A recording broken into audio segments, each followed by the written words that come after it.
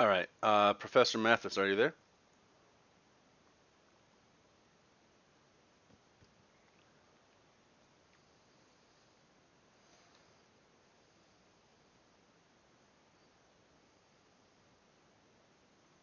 Can you hear me, Tim? I can hear you. Okay. Okay. I'm still trying to get my webcam on here, which is I'm finding a bit befuddling. Um,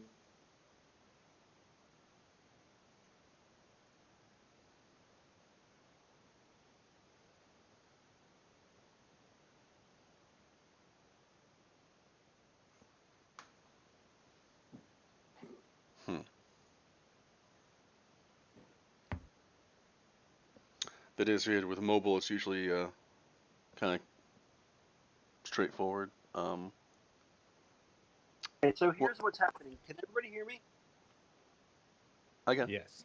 Okay, so here's what's happening. I can't be in the chat on voice with phone and video with computer. So I need to switch accounts Oh, for here. for I Discord. can fix this here. So, just follow the same link I gave you before. I'm gonna disconnect you from here. It's probably got you logged in a computer here.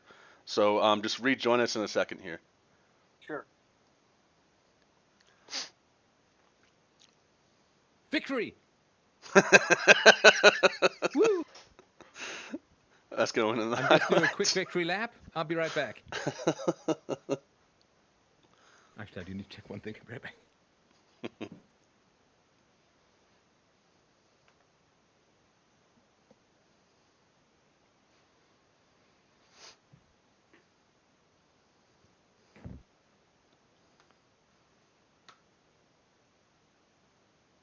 Tim?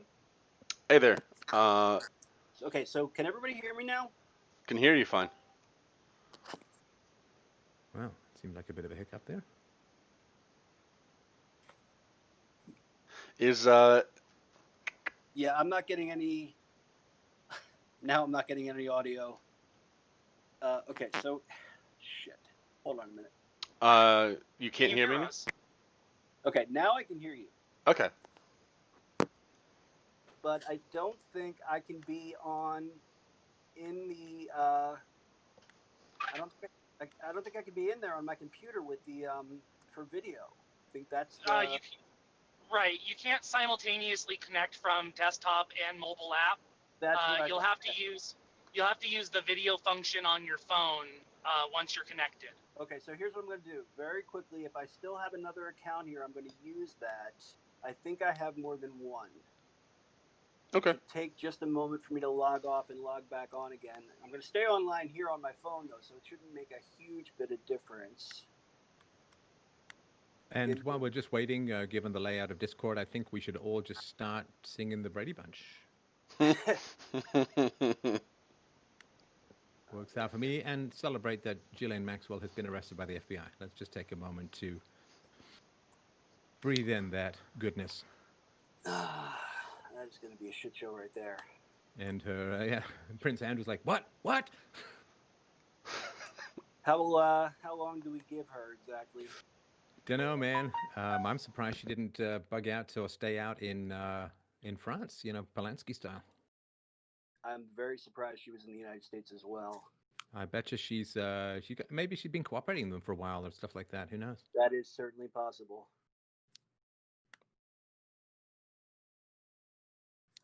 Almost there.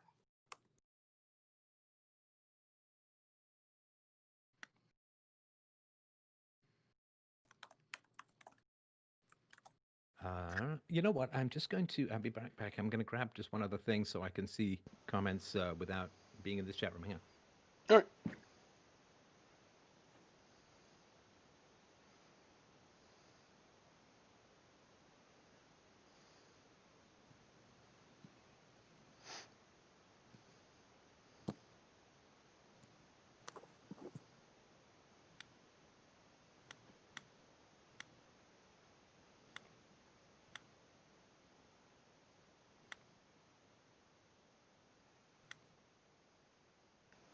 What's the name for that other account, by the way? I'll give it to you in 1 second. Can you hear me? Yep. Okay, great.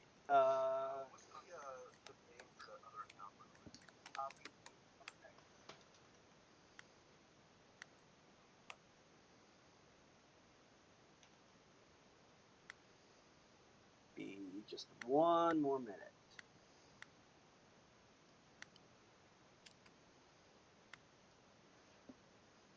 Okay, so the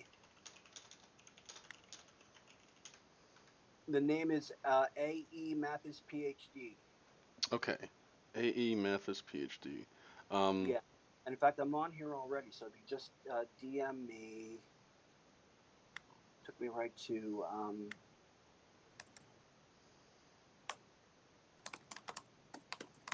I just pinged you. Okay, that helps actually. Let's see. So I just need to give this the appropriate role so we can access it. Give me just a second. Mm-hmm.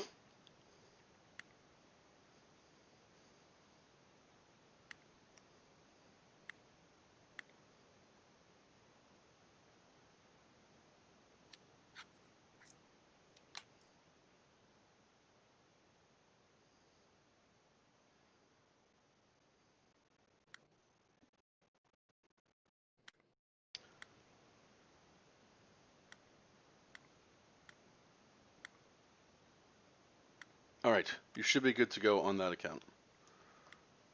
Okay. Just got to send me a link to the. Just DM me a link to the chat room when we're good to go. Oh, right. Let's see.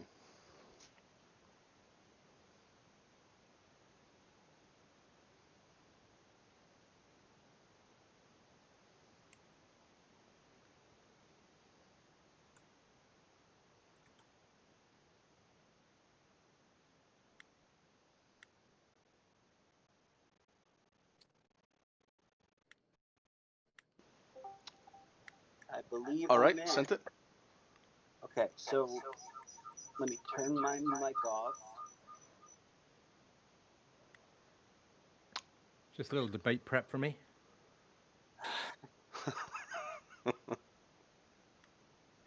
All right, ready.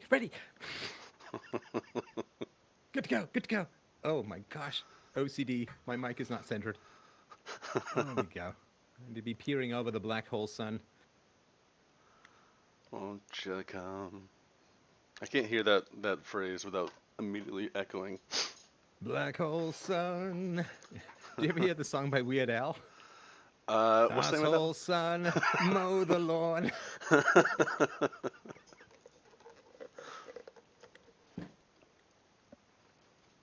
Okay, it looks like I'm in here, but I don't. My camera's not going on, and now Stefan's. I was just grabbing some. So let's see. Let me double check, make sure this is. Are you getting an error message when you try to access your camera? I am not. Huh.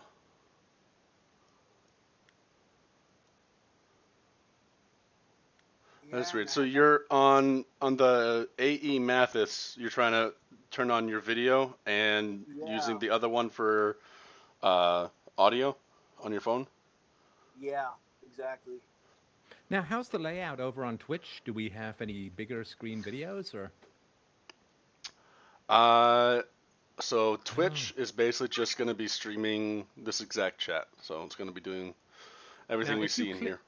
sorry about that, but if you click on people, they zoom up a little. Is there any chance to do that during the debate?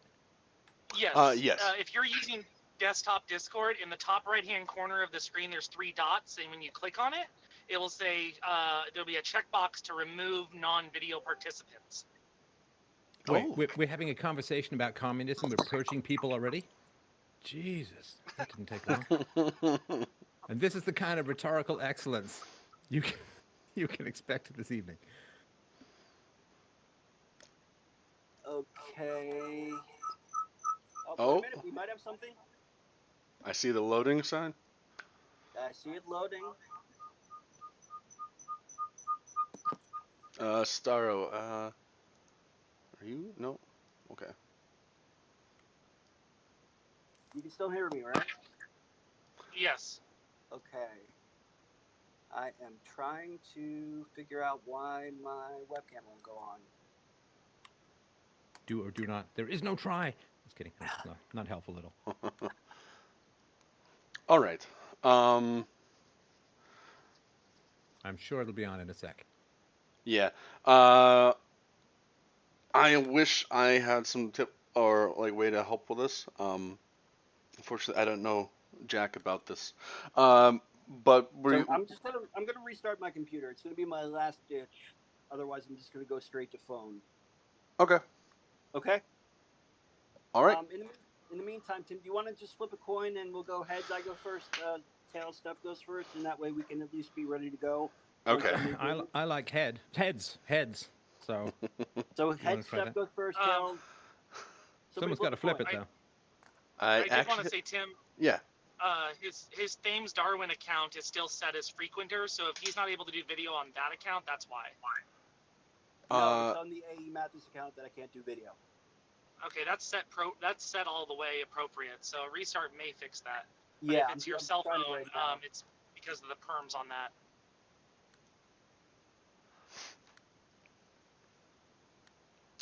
So yes, for anyone watching, sorry, it's gonna be just a quick second here. Won't take too It long. is almost inevitably the case that the person who starts doing video and audio testing earlier has the most problems at the end. That's why I never jump in to do that stuff. It just doesn't work. Doesn't work at all. C'est une catastrophe.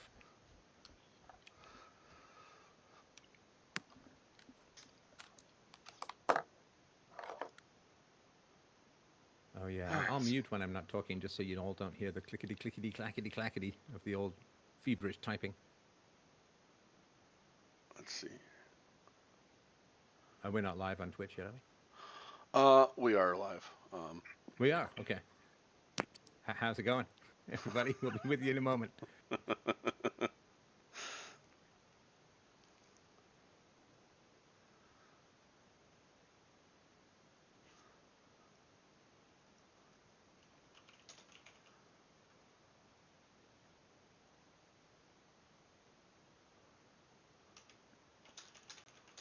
One moment.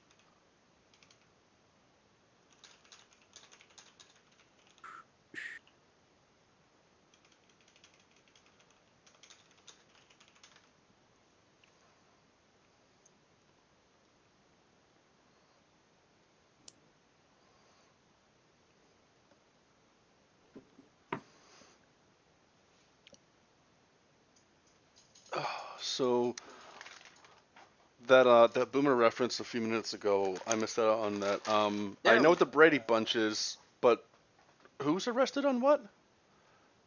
Oh, Ghislaine Maxwell, Jeffrey Epstein's girlfriend and supposed madam, who has been arrested, and she got indicted for a wide variety of underage sex trafficking and procurement crimes. That's my understanding of it.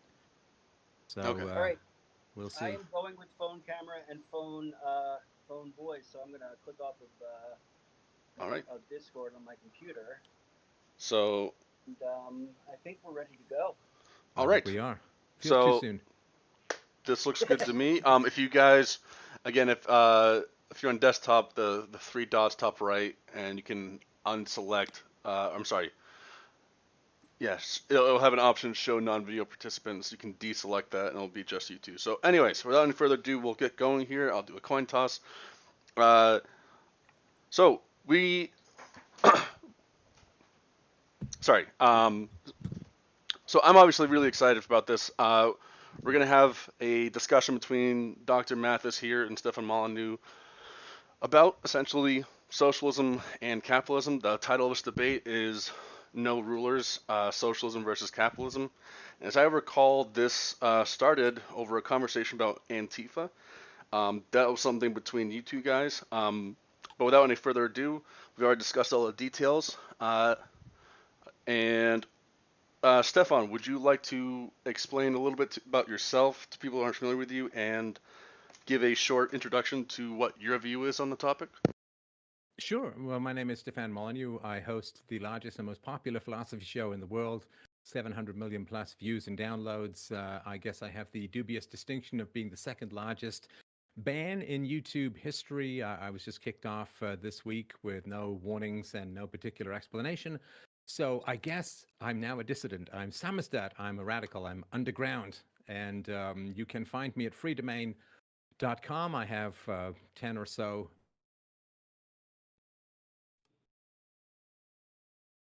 Uh-oh. Did we lose Steph? Just a sec here. All right. All right, video. I just got a reboot from Discord. I don't know why I did that, but anyway, we back on? We're good. I can see you and hear you. Okay, so yeah, sorry about that interruption, but I am, I guess, a classical Aristotelian objective reality, individualism, and reason and evidence as the methodology for determining truth from falsehood. I am committed to the non-aggression principle that you cannot initiate the use of force against others. I am committed to owning yourself, owning the effects of your actions, whether it's morality, an argument, a house you've built, or a crime you've committed. You own yourself, you own the effects of your actions. So the combination of the non-aggression principle and property rights gives us a free market society. And I view the state, the government, as a fundamentally immoral institution that we need to outgrow. And the best way we outgrow that is to raise our children peacefully and reasonably. But the state is an organ or an agency within society that has the legal right, in fact, the legal obligation to initiate the use of force against citizens who are usually relatively disarmed. And I view it on the same moral level that people in the past viewed slavery. It's just kind of an ugly institution that we've inherited from the detritus and dustbin of history, and we need to apply our rational standards to even the most ancient and venerated and habituated institutions like the state, just as people in the past had to do with slavery. So my goal in the long run, of course, is called peaceful parenting. You do not initiate the use of force against your children. This includes spanking and timeouts and so on. And through this process of peaceful parenting, we will eventually outgrow the need for a state to protect us from the criminals which generally come out of child abuse as a whole. Like, you know, society used to be structured around smallpox, and then we got an inoculation against smallpox, and we don't need to structure society around dealing with smallpox anymore. It's the same thing with peaceful parenting and criminality. The lust for power, the lust for taking without creating, for stealing and violence and so on, will be vastly diminished with peaceful parenting. And through that process, we can achieve the goal of a universal moral standard called the non-initiation of the use of force. And that is what I'm going to be arguing for tonight: free trade, property rights, and the non-aggression principle. All right. And Dr. Mathis, would you mind telling people a little bit about yourself and your overall argument on this topic? Sure. I just wanted to make sure that everybody knew that currently right now on the Blue Politics YouTube, there's nothing live. So if that's something that needs to be addressed on your end, I don't know if you want to handle that or not, but I'm fine either way. I can go now or wait a little bit. There's currently no live stream on your YouTube channel. Oh, okay. Yeah. I'm not sure what's going on with that. It's my first time trying to live stream for YouTube, but we have the Twitch up. It's probably Timmy, and I didn't hear back from Whatever. Lance from the Surf, so I don't know what's going on there. Yeah. It turns out Lance pooped out, but Oh, okay. but more on that later. So who am I? I am Andrew Mathis. I am an adjunct professor of humanities at the University of the Sciences in Philadelphia. And my background, actually, I have a doctorate in English literature, but I have been far more involved for the last 20 years in studying history, first informally as a member of the Holocaust History Project and as a co-founder of the Holocaust Controversies blog, and then for the last 5 years formally studying history at the university level. Completed a bachelor's degree in 2017, graduate certificate from the University of Edinburgh, just finished, and I will be enrolling in the fall in a master's program at the University of Pennsylvania. So my position essentially is that I am a socialist, and what that means is that I believe that the means of production should be controlled, ideally by the workers, by the people who do the work. So I think where Stefan and I fundamentally disagree basically has to do with this notion of what it means to be an anarchist. So the conversation that Steph and I had on Twitter basically had boiled down to what does it mean to be an anarchist? Can one be an anarchist? Was my contention. One cannot be an anarchist if one does not oppose the creation and sustaining of hierarchies. So here's essentially the argument that I would make in this regard. I would say that. Sorry, Well, real first of all, quick, Doctor. yeah. I can hear you fine, but some people in chat are saying that you're low volume for them. Could you try moving a little bit closer to Sure, the microphone? not a problem. Better. That should be good. I'm sorry. Go Oh, ahead. okay, good. So, I know that Steph is fond of defining terms, and I am as well. So I think that that's a good place for us to start in this discussion. So, capitalism, private ownership of the means of production, individuals, entrepreneurs, business owners, what have you, they own the means of production. They hire workers. They contract those workers for a wage or a salary to do that work. But by and large, the profits accrue back to the capitalist, to the individual owner of the means of production. My contention as a socialist is that, and it's based, to a large extent, although not exclusively, on the idea of the labor theory of value. That those people that actually do the work should be accruing most of the value to themselves. But my contention is that the means of production are therefore better held by the workers than by individual capital owners. Now, I think where we get into a bit of a blind alley.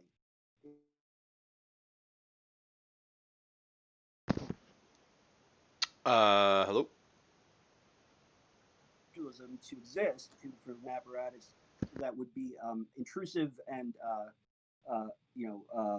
hegemonic and violent by its very nature. I think, as Steph points out, I mean, that is what government is about. Government, as Weber says, is the exclusive use of force within the geographic vicinity. So, but I don't think that that's true. I think that there are other forms of socialism that can work equally well, if not better than what we would normally consider to be socialism, which is state socialism, which is the idea that the state, in representing the workers, however poorly or well it might do that, that controls the means of production on behalf of the workers.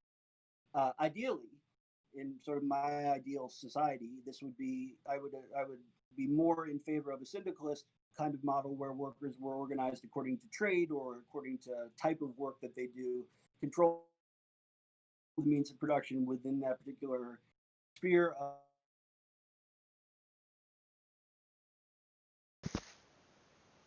Oh shoot. I assume he can't hear us, but Doctor, you cut out. You want to go back about 5 seconds?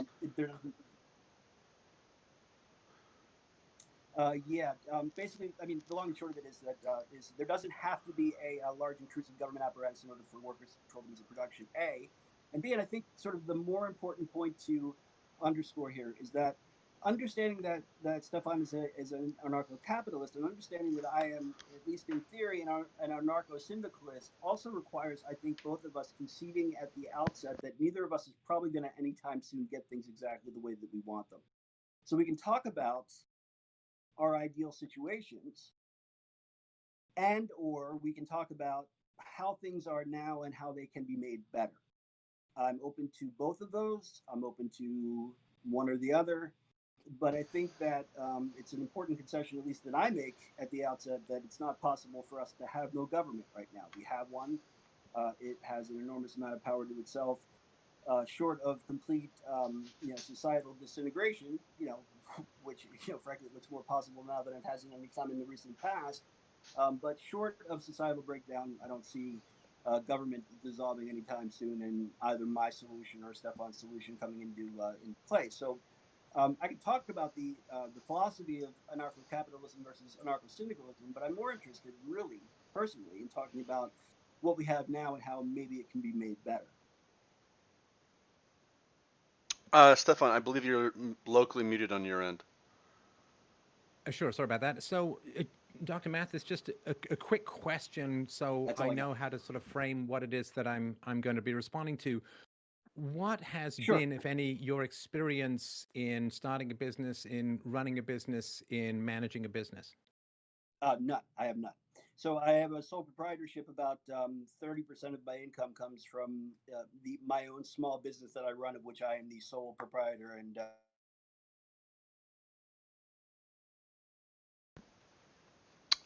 Sorry, I'm just waiting for him to come back. Yeah. Once he comes back, I think we actually need to stop and figure out what's going on there. It sounds like it's a.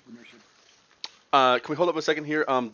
Dr. Mathis, every like 2 minutes or so, Yeah. you're cutting out for about 3 seconds. I'm not sure if it seems like an internet connection.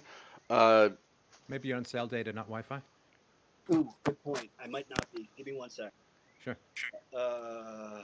Yeah, that's precisely what it is. I think it should switch over to Wi-Fi if you turn it on.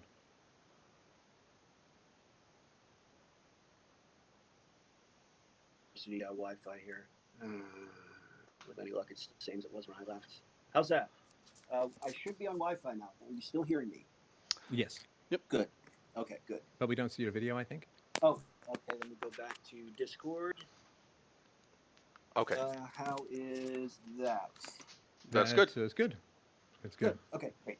So yeah, what I was saying when I think I was cut off was that other than being a sole proprietor for about a third of my income and therefore paying twice as much taxes on that part of my income in the United States than I would if I were working on a regular salary position.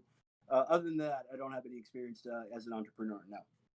And listen, I mean, this doesn't completely, obviously, discredit, maybe it doesn't discredit anything, but I just kind of want to point it out that I've been an entrepreneur for like 30 years now. I've co-founded a number of companies and built them up to fairly decent revenue, sort of 30, 40 people working there, and sold them. And so as an entrepreneur, you just kind of have a different view from people who learn about the market from books and lectures. And so again, this doesn't invalidate anything you're saying. I just really wanted to know if we were talking about experience or more theory.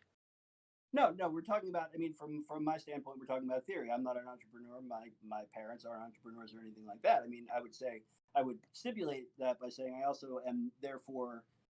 You could draw the conclusion perhaps because, but I am not a member of the cult of entrepreneurship. Therefore, my father's a PhD in economics. Okay, so I used to have arguments with when I was a kid about the role of entrepreneurship in a healthy economy. And my father, for bless his heart, as a liberal as he is, he nevertheless holds a special place in his heart as a PhD economist for entrepreneurship. He sees that as being playing a decisive role in a healthy economy. I'm not denying, by the way, that it plays a role. I just don't fetishize it to the extent that I think that a lot of capitalists do. I understand that there's Well, come on. I mean, I I don't think we want to start off the debate, Dr. Mathis, with things like the cult of entrepreneurship and fetishizing things, because come on, that's not really a very fair perspective. Let's try and keep things as neutral as possible so that we can have a more civilized discussion. Well, look, I mean, I can concede that there's significant risk involved with being an entrepreneur. Steph, we lost your video. I don't know that you're still there. I keep having this hiccup where it goes off and goes on again, but no matter, we shall struggle through. Go ahead. I still have you on voice. Okay, good. So I don't deny that there's risk involved in entrepreneurship, and I don't deny, therefore, that some reward should accrue with the risk that's undertaken. Where I think I run into an issue with it is this idea that workers don't have significant risk as well, if not perhaps more risk, because whereas the entrepreneur will often put up a significant amount of his or her capital in an active risk, there is more often than not significant amount of capital that remains on reserve for that entrepreneur that won't be lost because it hasn't been gambled in that particular venture. Whereas for the worker, that worker either has his or her work or doesn't. And oftentimes, I mean, and it's fairly clearly been argued over the course of the last 150 years, more often than not, without that salary, without that wage, things can go crooked pretty quickly. And frankly, we've seen that over the course of the last 3.5 months in this country. Now, well, okay, so let's sort of deal with a couple of things that you've said, starting sort of from the end and working backwards. I mean, for myself, I worked for probably close to 18 months without salary to start a business. And it wasn't like I had a lot of money to fall back on. I had to sign promissory notes to get loans to cover payroll. And things were kind of brutal at times. There's a lot of sleepless nights when you're trying to figure out how to get people paid, which those people don't have to face the same challenges. So there is a lot of risk and a lot of investment, particularly if you're not coming from a wealthy family, to entrepreneurship. And when I started doing this philosophical work on the internet, I took like a 75% pay cut, and things were quite exciting for quite an amount of time, as they remain to be even now, 15 years later. So, I mean, but the level of risk to me that's a personal choice. It's a personal taste. Some people take more, some people take less. But you said a couple of things about the free market that I wanted to get more clarity on, because I'm not sure I Sure. quite understand them. So you said private ownership of the means of production. Yeah. That is not at all a requirement of the free market. I mean, if you want to start a factory and you want to hand out shares, you want to hand out slices and bits and parcels and pieces of the company to your workers, you are certainly permitted to do that. There's nothing that prevents this kind of experimentation. When you say the profits accrue to those who have the capital, who owns the means of production, that's not true entirely. Of course, the workers gain some share of the profits, because if there aren't any profits, there's no money to pay the workers. So some of the profits do get back out in terms of wages. And you referred to the workers. I mean, I even hate this kind of this differentiation. The people, the laborers, is those who do the work. Mhm. Well, that's not the case. Being an entrepreneur is a very, very large amount of work. The bosses don't just sit there counting bags of gold in the executive suite while everyone else does all of the work. There's a lot of work that has been done by the people at the top. You said that the means of production are better held by the workers, which of course begs the question, what does better mean in this context? And the wonderful thing about the free market is it doesn't deny any particular configuration of ownership structure. So it doesn't say, well, the workers can't own the means of production. That's illegal, right? Because a truly free market, maybe, and there are examples of this in the economy, as you know, maybe having workers controlling the means of production is extremely efficient and positive, in which case you'll outcompete the hell out of people who have more top-heavy ownership structures. And so there is nothing that compels what you call by private ownership, given that the workers, so to speak, are also private citizens in a free market. There's nothing in the free market that says that the owners have to own the majority of it, and they give next to nothing to the workers. It's perfectly acceptable. And of course, when I was as an entrepreneur, I was very keen, when I was on boards of directors, very keen to make sure that ownership was handed out to the people who worked for me, and that worked out really well. The company, founded 25 years ago, is still running, still in operation, and some of the people I hired are running it now, which I couldn't be more thrilled with. And part of that was because of handing out ownership of the means of production to workers. So you can experiment with just about anything in the free market, outside of, direct theft and fraud and so on.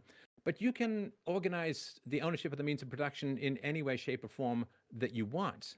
You don't need a government to come in and forcibly seize the means of production, and then the workers all cross their fingers and hope that the rich and powerful don't take control of the government, which they always do, and hope that the government treats them well. What you want, of course, is as many conceivable experiments in the free market as possible to figure out the best way to allocate resources, because you don't know and I don't know and no central planner knows and governments don't know, because without the price mechanism, there's no way to allocate resources. So when you say, well, private ownership of the means of production, it's like, yeah, well, that's one possibility in terms of the bosses owning the means of production, but there's just about every other configuration that you can think of. When I first started the company, I owned a significant chunk of it, and I gave it away to a bunch of the workers to motivate them, and they did really, really well, and we outcompeted and did really well and began to dominate the marketplace through that. So yeah, there's some selfish people that want to hoard the means of production. There's other people who hand it out that may do better. And so I just really wanted to point out that there's not this monolith of who owns what in a free market. It really can be mixed and matched to provide an almost infinite number of experiments. Okay, well, a lot actually. So let's try to go to some extent in the order that we've gone here. I mean, so well, actually, I'll go in reverse order just to. So let me acknowledge one thing. First of all, is if you allowed your workers to share in profits, that's fantastic. I think that's great. I think, frankly, that is the kind of situation that is far better than some revolutionary uprising where the worker sees the means of production. It seems to me that on some level, the way out of a hard revolutionary socialist uprising, with guillotines and the whole 9 yards, is some better understanding of allowing the workers to share in the profits that a business creates. So I mean, I applaud you for doing that. At the same time, I would say that a few things. First of all, so there's a distinction, I guess. I had imagined when I was planning doing this with you, I was going to have to sort of yank this out of you like teeth out of your head. But that there is a distinction between free markets and capitalism. So, because not all capitalism is free markets and not all free markets are capitalism. Do I have you right on that? Well, here, of course, we get back to the joyful definition of terms that hopefully Well, can resolve these issues. So you'll it have to does tell me become what you, vital. hang on, sorry, you'll have to tell me what you mean by free markets versus capital. Well, so I think you and I probably both agree on a particular point. So let me kind of build out from this central point, and we'll kind of go from there. Okay. So you and I probably agree that that markets, when they are freest, allocate resources in the most efficient manner. Which generally tends to raise the standard of living of the workers as quickly as possible. Yes. Right. But I mean, at the same time, that it will raise the standard of living of the workers. It will also increase the wealth differential between the people at the highest level and people at the lowest level. Well, hang on. Sorry. Well, that's the point about capitalism. That's the point about capitalism that's been acknowledged by everybody from Adam Smith all the way to Thomas Piketty. I mean, hang on. Not really disputable. Well, okay. Don't tell me what isn't disputable. Give me a chance to make my case. Well, I'm not going to tell you. I'm not going to tell you the black is white, and we. Sorry. You can bookmark that. You can bookmark that point, because I did give you a good 5 minutes there. So okay, no problem at all. Okay, so you and I probably agree that free markets will allocate resources as efficiently as possible. That the freer they are, the more efficiently those resources will be allocated. Now, for every way that we regulate that market, it will render it less efficient. Right. So here's something that a lot of people, both economists and non-economists, forget about economics. It's a social science, which means it studies the behavior of human beings.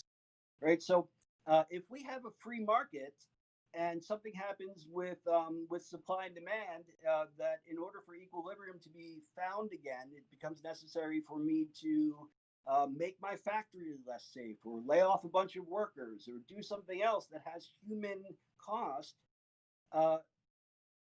The free market will do that, and it will continue to allocate those resources efficiently, but it will do so at some cost to other human beings. It's one of the reasons why people who believe in regulated markets believe in them.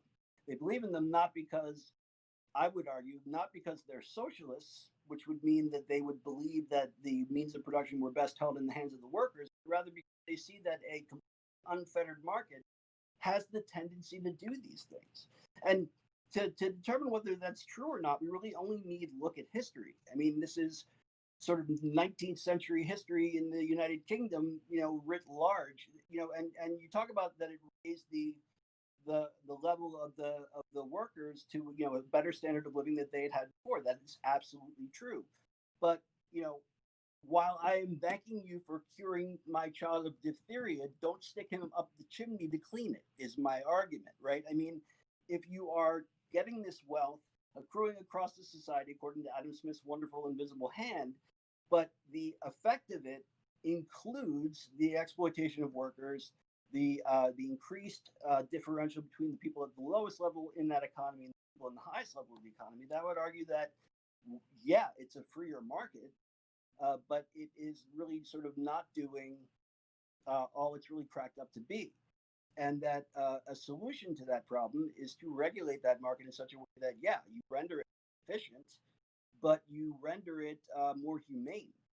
And in a lot of okay, ways, so hang on, let's try and pick a little of this apart, because this is this funny word. It's almost like magic. I know that's not an argument. I've sort of explained what I mean with it. So people have this wand called regulation, but you understand that you're very concerned for the capitalists who are going to exploit the workers also applies to the regulators who are going to control the industry, except the regulators have guns rather than economic incentives. So whatever fears you have of the capitalists being like mean monocle wearing Dr. Burns or Mr. Burns kind of exploiters, it also applies equally, if not more so, to the people you're going to have regulate those markets. In other words, if people are selfish and exploitive and drawn to control others for their own profit, exactly the same situation is going to occur for the regulator. So coming up with the word regulator as if somehow you've got this group of angels who have no selfishness, no meanness, they're not corrupted by power, who are going to be your regulators. Like, the more you fear the capitalists, the more I fear the regulators, because the worse the capitalists are, 100 times worse will the regulators be, because they will control and bully and sell favors and have regulatory capture, as occurs all the case. And the second thing is, if you say, well, you know, the more free market, the more free a market becomes, the more there is a differentiation between rich and poor, like the rich get richer and the poor don't get proportionally richer. I mean, you know that as the government has controlled more and more of the economy, especially since the 1950s, the split between CEO salary and worker salaries has only widened. As governments have regulated more and more and more of the market, the rich have done progressively better, and the poor have had their wages stagnate, or the middle class have had their wages stagnate since the 80s or 90s, depending on how you're measuring it. And that's just the kind of basic fact that I think would have you question the theory, because as more of this regulation is occurring, which is supposed to close this gap, the gap is in fact getting wider, which is kind of the opposite of what you claim. Well, so a bunch of stuff again. So first of all, I mean, the single most common, I think we might have lost Steph again. Yeah, I'm back. Okay. So the single most common way that a market can be regulated is through taxation. And one thing that we know for sure about regulation in the U.S. economy since the 1950s is that it's gone down, not up.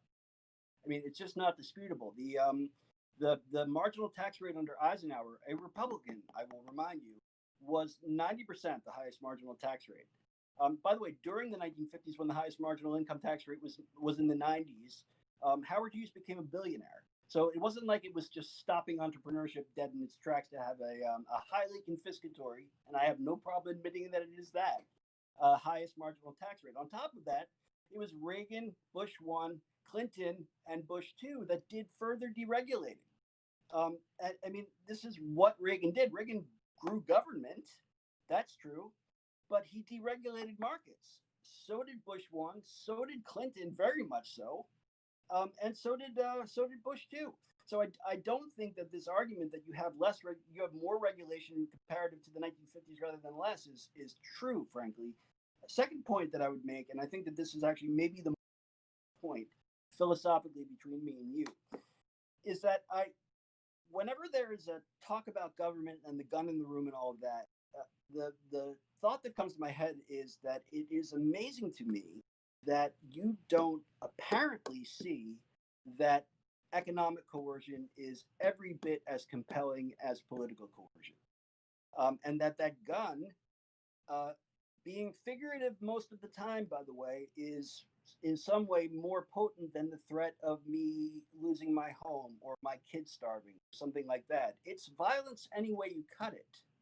And so if you're asking whether the better solution is to deregulate or to regulate upward in the hands of government for the sake of argument in this particular example, I would say it's better to regulate in the hands of government. At least I can vote for people. If I'm in a job where I have no say in what goes on with regard to the conditions in my workplace, or if I'm in a right to work state where they can just fire me without cause for any reason, then frankly I'm in a far more tyrannical situation than any government that holds a theoretical gun to my head if I theoretically don't pay taxes. Just the idea that this coercion is more real because it's in the hands of government and more real because it's political rather than economic just doesn't ring true to me. And I don't think it rings true to most people. If you ask most people in this country, at least, I mean, I know you live in Canada, and frankly, Canada has better worker rights, but if you ask most people in the United States who they fear more, the government or their boss, I can tell you that the answer is going to be their boss.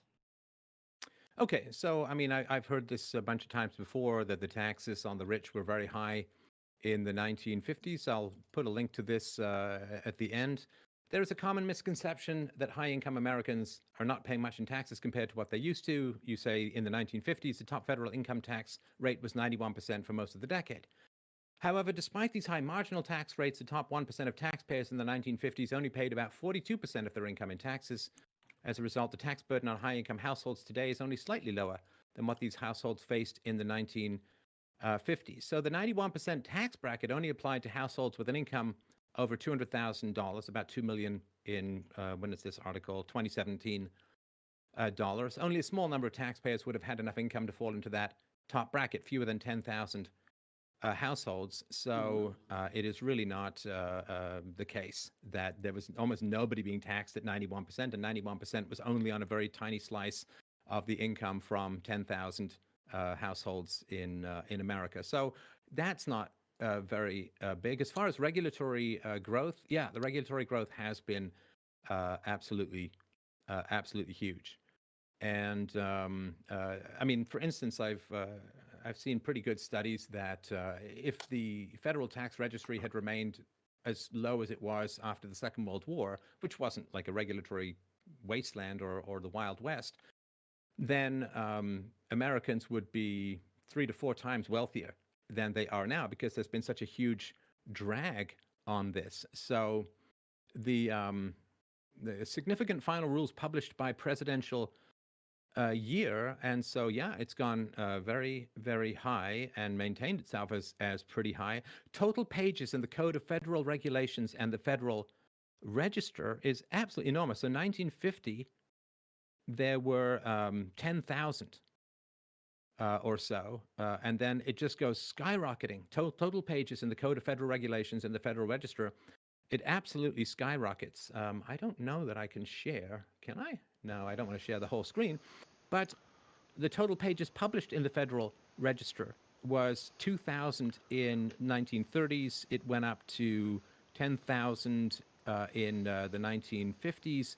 And it's come down a little bit under Trump, but it hit 100,000 pages, like 10 times what it was in the 50s. So the idea that we don't have a hyper-regulatory burden, I mean, there's lots of ways to measure it, but a pretty solid one is total pages in the Code of Federal Regulations, and it has been absolutely staggering how much it has grown. I mean, this is just basic economic logic, right? I mean, it's easier to add a rule than it is to take it away. And so more and more rules get piled on without a concomitant reduction in the number of rules, because whatever rule's in there is usually there to benefit some corporation, some business, some political donor, some, and we know that big corporations use these regulations to keep smaller corporations from competing with them.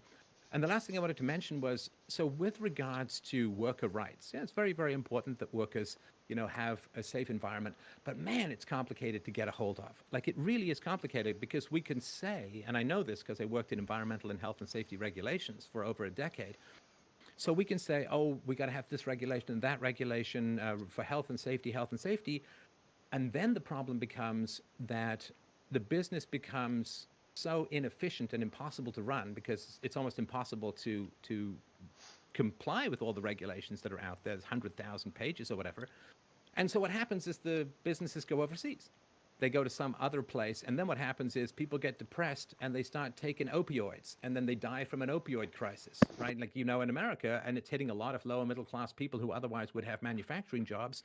The opioid crisis is killing more Americans every year than died in Vietnam, for heaven's sakes, right? So this idea that we can find this magical perfect mix of regulation and safety and everyone's going to be hunky-dory, well, you can't, because if you regulate too much, businesses go overseas, people lose their jobs, they get depressed, and they take drugs, or they drink too much, or they eat too much, and they die that way. So we can't find some nirvana, but I still do want to hear how the moral problems that are going to plague the business owners are not also going to plague the regulators. Well, like I said, I mean, again, you've given me a lot to respond to, but to briefly answer your question first, I would say it isn't that they won't, it's that those people have to be responsible to me because I can vote for them. That's the point. So, whereas I can't vote for my boss. Sure, you can. You vote for your boss every time you show up. yeah, I vote for my boss every time I show up, and if I don't show up and I don't get a paycheck, then I don't have clothes for my kids, and I can't pay my rent or my mortgage. Come on, Oh, come on, man! It's be not a like there's serious one person here. job in Come the on, economy. come Do you, on. do you, I mean, when I Be was a a when ser- I was a waiter, I could go to five restaurants your to personal figure out what experience is job I could wonderful, get. Stefan, but it's not what's relevant. It Sorry? isn't what your personal experience is wonderful, but it's not what's relevant. We don't have a glut of jobs right now in the United States. I don't know if you're aware of that or not. In particular for people that are, aren't people that are not trained. You know, they can get a minimum wage job, but that certainly is not going to pay rent in most cities. Oh, hang on. So what Well, you no, mean no, is that wait a okay? minute. Okay, you've given me a whole bunch of stuff to respond to, and I need to respond to it. First of all, it is not a good measure of regulation to count numbers of pages, because I don't know if you've ever seen the way a law is written, but laws are written in such a way that unless it's a brand new law, in which case you can actually, yes, the actual pages of laws. Even when you get rid of laws, you have to write laws that get rid of those old laws, which means you add pages to the Federal Register of Laws. Strike this clause, strike this page. Where this section appears, strike these words, add these words.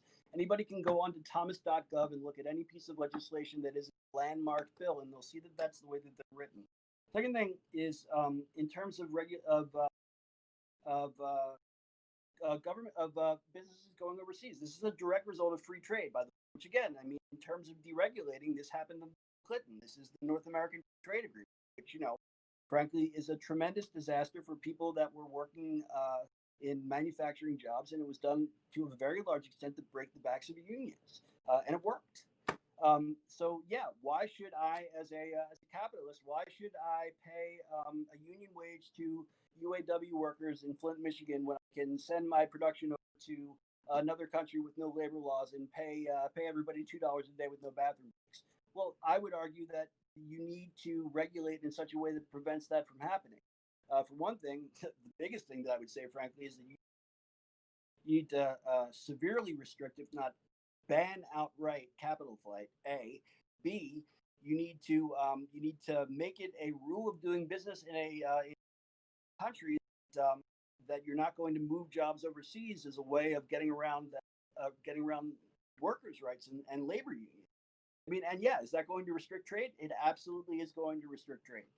But does to respond to the parade of horrors that you've given me about unemployment in manufacturing states? I mean, if it weren't for NAFTA, those jobs wouldn't have gone overseas. And that is not that's not regulation that did that. That was free trade that did that. I have no audio from Stefan. Stefan, your audio. My is bad. off. Sorry about that. There you go. So, look, this genuine question. It's really short. I do want to know your answer to this, of course. Why do you think after 12 years of government education, people they don't even possess the skills to make more than minimum wage? Well, it depends on where they go to school. In the United States, their public schools are funded by property taxes. So, I mean, where I grew up, the property taxes were through the roof and the schools were excellent. I mean, everybody that I went to high school with went to college. I mean, that was it was a function of my socioeconomic status. Now, if you go, 15 miles to the east of where I grew up into the low-income areas of the city of Philadelphia, you're going to find that the property values are nil, and that therefore the schools are terrible. I mean, there's a solution to that as well, which is not to fund schools on the basis of property tax, because that's a system that's absolutely designed to screw poor people. Well, how long has that system been in place? And you say that you can just vote people to get them to do what you want.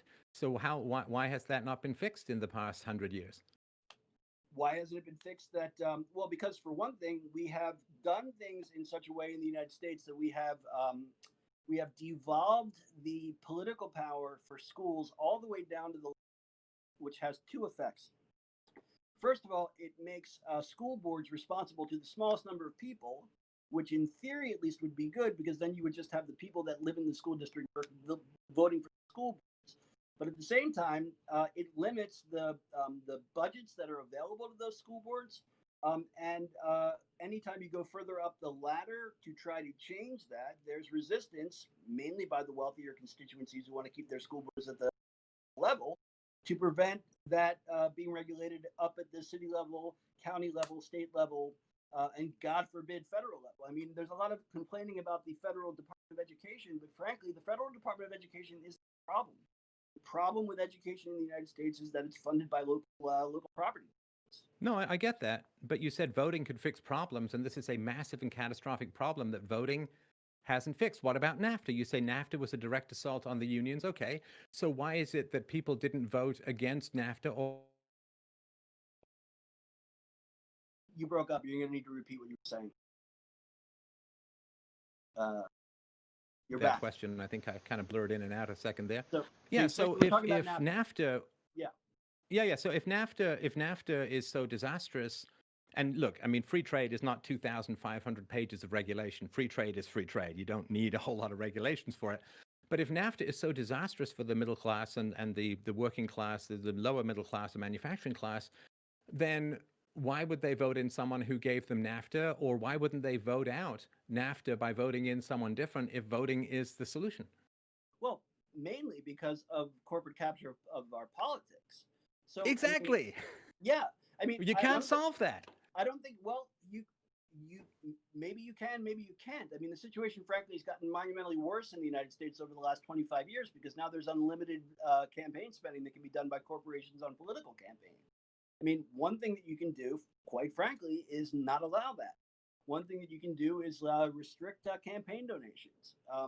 And the reason why that hasn't been done, and look, it's a very long story, and it has to do with the judicial history of the United States over the course of the last 45 years. But the long and short of it is that beginning in the Nixon administration, but it's certainly not an issue just with the Republican Party, there has been a concerted effort to put dedicated corporatists on the Supreme Court that will allow corporate power to expand to the greatest extent possible. I mean, and how do you undo that? Well, you have to amend the Constitution. How do you? So my point is, though, that you keep bringing up issues that are political. And when I say, well, you actually have more control in the free market than you do on your entire political system. I mean, you know, I'm sure you and I both fairly loathe the Federal Reserve because it actually is debt slavery that's intergenerational, that you pile up this national debt that children are born into to the tune of $1 million or more. I'm sure you and I find it utterly repulsive that bankster oligarchs can type whatever the fuck they want into their own bank accounts and enslave the next generation for their own predatory monetary bullshit, excuse my French. But, you know, we don't have any particular chance of overturning that with our rhetoric. But if it's a bank that you don't want to do business with, you close down your account, you go to the bank across the street, assuming that the government allows one to open with its hyper-regulation of the banking industry. But you do have much more choice. A capitalist cannot force you at the point of a gun to do anything. But that's all the state ever does is pull out a gun at you. So the idea that economic influence and incentives and disincentives that are voluntary in nature are somehow different. It's like a smooth talker might get a woman into bed voluntarily, but he's still very different from a rapist. Well, again, it falls back on this issue of to what extent this transaction in a quote unquote free market is really voluntary at all. If I need to work in order to put a roof over my head, feed my children, clothe my family, and so on and so forth, then it isn't voluntary. It isn't uncoerced. But that's reality. That's not capitalism. Hold on. If I have nothing in the bank, and I have bills coming due at the end of the month, and no way of making money other than going to work for somebody that might abuse me, then I would not call that a voluntary situation. And I don't think any person really thinking about it would consider that to be voluntary either. I think they see the inherent coercion in that situation. Okay, so let me sort of understand this. So this is the situation. So someone has bills coming in, which meant that they had money at some point, right? Because you can't get credit, you can't get this kind of stuff without having money. They either haven't saved their money, or let's not invent true disaster scenarios because they're so rare that we shouldn't say, okay, well, once in a while everyone gets hit by an asteroid, so we've all got to have giant suits of armor on at all times, right? But we do have a certain. Right now. No, hang on. No, let's deal with the theoretical, then we get to the practical, which I think is a great thing to do. But someone had money, and how did they choose to spend that money? That's a very, very important question, right? So some people will say, I want to get a big flat screen TV. Now, that's very nice, but unless you use it for educational videos, it's not going to add much to your human capital. Other people say, I'm going to buy a computer, I'm going to learn how to program a computer, or I'm going to go to night school and figure out some other language that might be helpful, or I'm going to go and learn accounting or business management or something like that, right? And that's the way that you have job security is you encourage people. First of all, you should start businesses. If you care about workers, you should start businesses because that bids up the price of workers. I mean, the fact that I hired over 100 people over the course of my career drove up wages incrementally to everyone else. So I dare say I've done a little bit more for the workers than you have. But the important thing is that you have to work on maintaining your skills and upgrading your skills. And the fact that people need food and the fact that people need shelter, that is not a characteristic of capitalism. That is a characteristic of reality, in the fact that we need, as biological organisms, as you know, we need to consume calories in order to stay alive. So blaming capitalism for reality is seems kind of odd. It's like yelling at gravity when you decide to jump off a cliff and say it's gravity's fault. But that's just reality. And of course, you can go and get another job. You can start your own business. You can move. You can go and work for someone else. You can, like, there's so many things that you can do when you are resourceful and believe in yourself and all this Horatio Algier stuff, which sadly has kind of gone out of vogue. You know, when there was a recession, I weeded gardens. I took care of old people. Like, there's so many things that you can do that you're never just dependent upon one person. Now, with the government, you are. So let me ask you a yes or no question. And I realize that that's kind of a loaded. I'll do my best. Loading the deck is my favorite. But did people starve to death under feudalism? Yes. They did? Oh, God, yes. All the time. Really? Peasants on estates starved during feudalism? Oh, in fact, one of the big problems with feudalism was because there was so little communications networks, so few roads that were possible, especially in the rain. You could literally have, I remember studying this in France, you could literally have a village in one area of the county that had too much food. And you had another village that had a crop failure or some sort of locust storm or some sort of bug or whatever it was. Okay. And they would actually be super hungry. Some of them would starve to death during the Black Death, and afterwards the Black Plague, and afterwards there was massive waves of starvation. So, it was a terrible problem. You're talking about a specific group of people that are being affected in this particular, which are the urban tradespeople. Because these were farms people. Crops fail. Well, then look, yes, crops fail. But the bottom line about feudalism is that the system doesn't work if you don't feed the peasant. And peasants work on farms, so they get fed.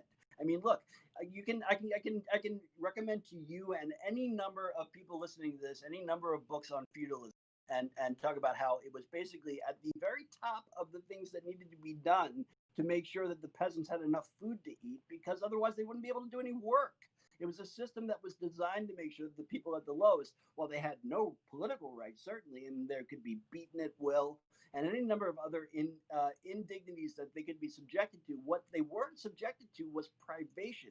They weren't concerned about where their next meal was coming from, where they were going to live, and whether they were going to have clothes. And that's a situation that was created largely by industrialization and capitalism through the process of urbanization. Look, I hate to evoke the patron saint of socialism, Karl Marx, on this one, but I think he makes an excellent point about what industrial capitalism did in the 19th century, which is that it took away from the people on the lowest rungs of the economic ladder the ability to subsist. Okay, look, dude, I mean, it's great to read Karl Marx, but you got to read other things as well. Here's something from... Here's something. We can insult each other all that we like. But no, come on. The medieval world here. The medieval hold world. Hold on a second here. I don't think Dr. Mathis was finished with what he was trying to drive at there. Okay, sorry about that. Go ahead. It's all fine and good that you that I've read Marx, or that you weeded gardens when you needed money. But what we're not going to get anywhere is with the casting of aspersions. There's a reason people read Marx. People read Marx because for all of the places where he was wrong, there were observations about society that he made that were 100% right. Marx was an important, maybe the most important, I would say, along with Weber and the religion guy. are the three most important sociologists of the 19th, early 20th century. Marx recognized the conditions under which people in industrial capitalism were, to the extent that people did not. And I think that that's something that you really sort of can't take away from him. You can take away from him to the extent that you want to, or need to, the solutions that he suggests for that. But I don't think that anybody really disputes the conditions that he's describing were real. Yeah, okay. I mean, it's not an aspersion to say that you have a certainty about the food intake of the Middle Ages when you've not read anything other than Marx. Here's an example. Hang on, no, I gave you your spot. It's not. I'm just defending myself against the accusation of aspersion. Let me continue. Than you have, I can promise you. Okay, can I continue my point? But you're not going to get away with saying that the only thing I've read about feudalism is Marx, because it's just not true. Well, let me give you some other facts, right? So the medieval world was a very hungry one. Even the biggest castles and the wealthiest lords could not afford to have enough grain to withstand a famine. Malnutrition was always present. It was during famines that people often resorted to killing their horses and farm animals for food, and in some towns, even cannibalism was recorded. Such was the case in the famine of 1315 to 1317. Due to Europe's growing population, enough food for everyone was only available with the best climate conditions. A drop in temperature during the early 14th century led to a real lack of food. Dozens of thousands died due to starvation, and some of the elderly refused to eat as a way to allow the younger population to survive. The Great Famine extended from Scotland to the Pyrenees and from Russia to England. In the latter, life expectancy was only 29 years, a drop of 5 years in the span of only 2 decades. The Great Famine caused plenty of controversy, and the church was more affected than any other institution, mostly because no amount of prayer could reverse the deadly effects of the Great Famine. Church attendance dropped during this period. Overall, famines were relatively common during the Middle Ages, the average person being affected by 3 or 4 famines during their lifetime. And there is a whole list here of famines of the 16th century, 14th century in France, and this is the stuff that I studied in the following years. This is the list of famines in the 14th century France: 1304, 1305, 1310, 1315 to 17, 1330 to 1333, 1349 to 1351, 1358 to 1360, 1371, 74 to 75, and 1390 to 91. And so even after the Black Death famine was a constant threat. So, this is why I'm saying this is the stuff that I studied in my graduate degree. So I'm just pointing to you to some counter information. So I will concede to you automatically with no problem whatsoever that you can't feed people when there's no food. But famines also occur today. They occurred 100 years ago. They occurred 200 years ago. They've occurred before feudalism, and they occur after feudalism. My point is that for a system like capitalism that claims to be one that provides for the overall welfare of society by creating greater wealth overall, and this is Smith's point about invisible hand, right?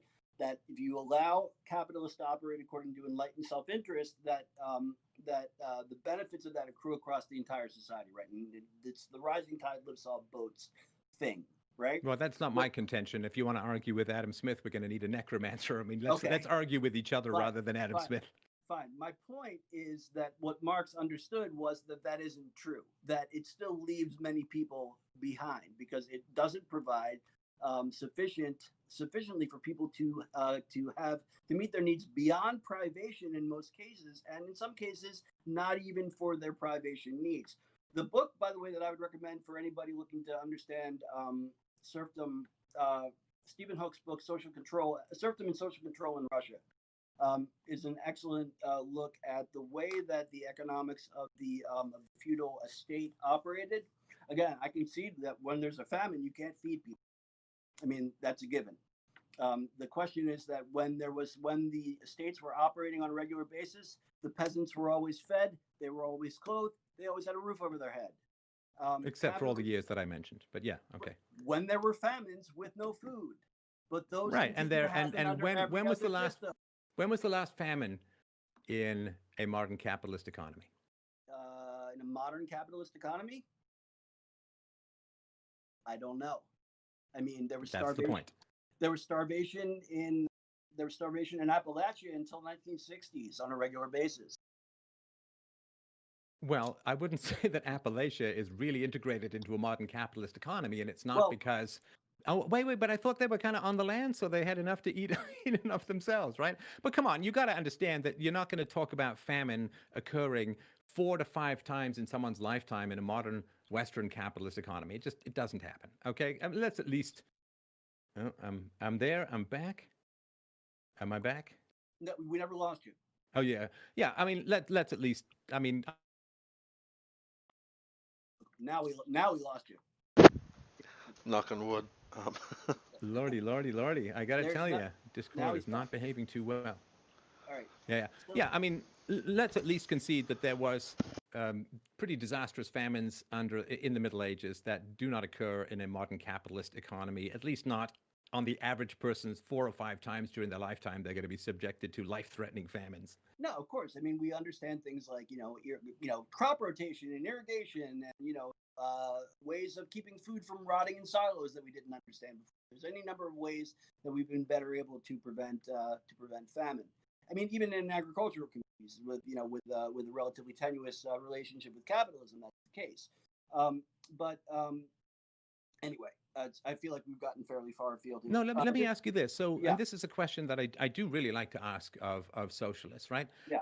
You know the sort of the horrible flat line for 150,000 years, give or take, of human history. You know, people surviving on 1,200 to 15 calories a day, life expectancy. I mean, it wasn't so bad if you got out of childhood, but, you know, half of children dying before the age of 5, and no capital accumulation, no modern economy, no real labor-saving devices, and so on. I guess my question is, I mean, 200 years, give or take, right? I mean, things really did change. And I completely understand that the aesthetics, so to speak, of the Industrial Revolution were ghastly. I mean, you've got soot-stained kids going up chimneys and working 16 hours a day and all of that. And that's brutal and so on. Of course, the life expectancy of children did go up, and children did live longer because they weren't dying out in the countryside of various accidents, illnesses, ailments, famines, and so on. But what do you think changed 200 odd years ago that birthed the modern world? I mean, my answer is the free market. I mean, there's lots to it, but where does the socialist, or I wouldn't say the socialist, I want to debate with you, not some abstract guy, but what's your answer as to what changed so much, so foundationally, that we have so much wealth now? Well, I mean, I think for one thing, there's an enormous influx of wealth that came as a result of colonialism. I mean, I think that's. I'm sorry, you just cut out there. Could you just repeat that? Sure. Can you hear me now? Yeah. Yeah, there was an enormous influx of wealth that came into Europe as a direct result of colonialism. That was a major contributor right there. I mean, if I had to identify a single factor that I thought was decisive, that would be up there. I mean, but sorry to interrupt, but colonialism and predation on other countries had been occurring all throughout human history. You can't just say that there was none until 200 years ago or 300 years ago. That can't be a causal factor, because every country takes over every other country or every region all throughout human history. What else?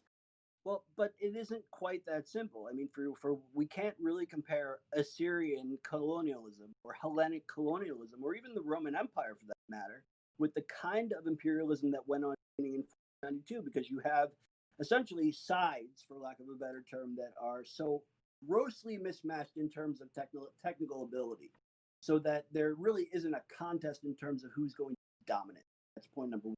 Point number two, as you frequently point out in your effective, absolutely decisive relation, and what that didn't take care of. I'm so sorry. You have cut out again. Could you just repeat that? Okay, I was talking about disease being a decisive factor in eradicating population. So you're still with me? Sure. Yeah. Okay, great.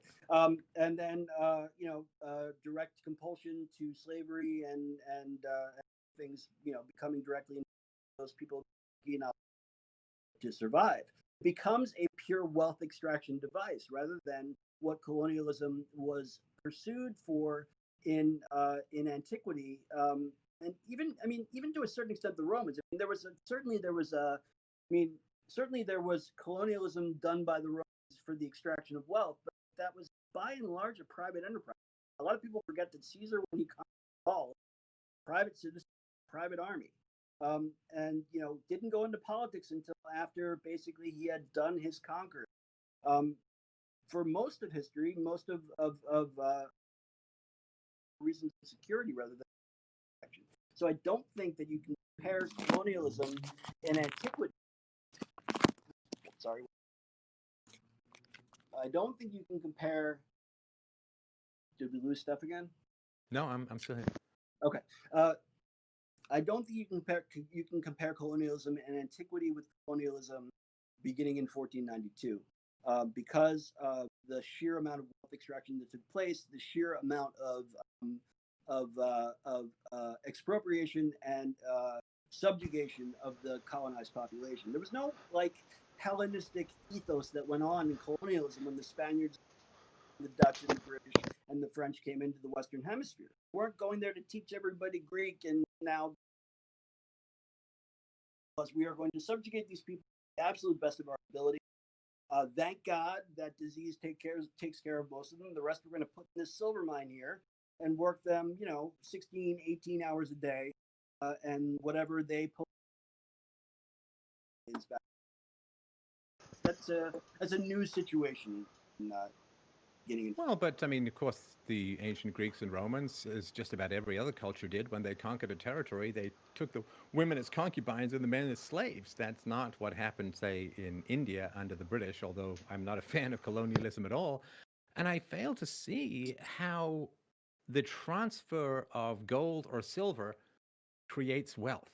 Well, it's not just gold and silver are a mark of wealth, and you were talking about silver mines and so on. But sure. that Spain was destroyed economically by the inflow of gold from the New World, and 400-year depression because everybody fled the hyperinflation that came from the excess of gold. So simply transferring gold doesn't create wealth. Simply transferring gold will not create wealth, but having a body of slave labor that you are able to use to now grow cotton in a climate that is not available to people in Britain or the Netherlands, for that matter, to ship that back and forth by corporations that are protected by the governments of those countries, can then now create markets for textiles that didn't previously exist. That provides opportunity for people to make money that just didn't exist before.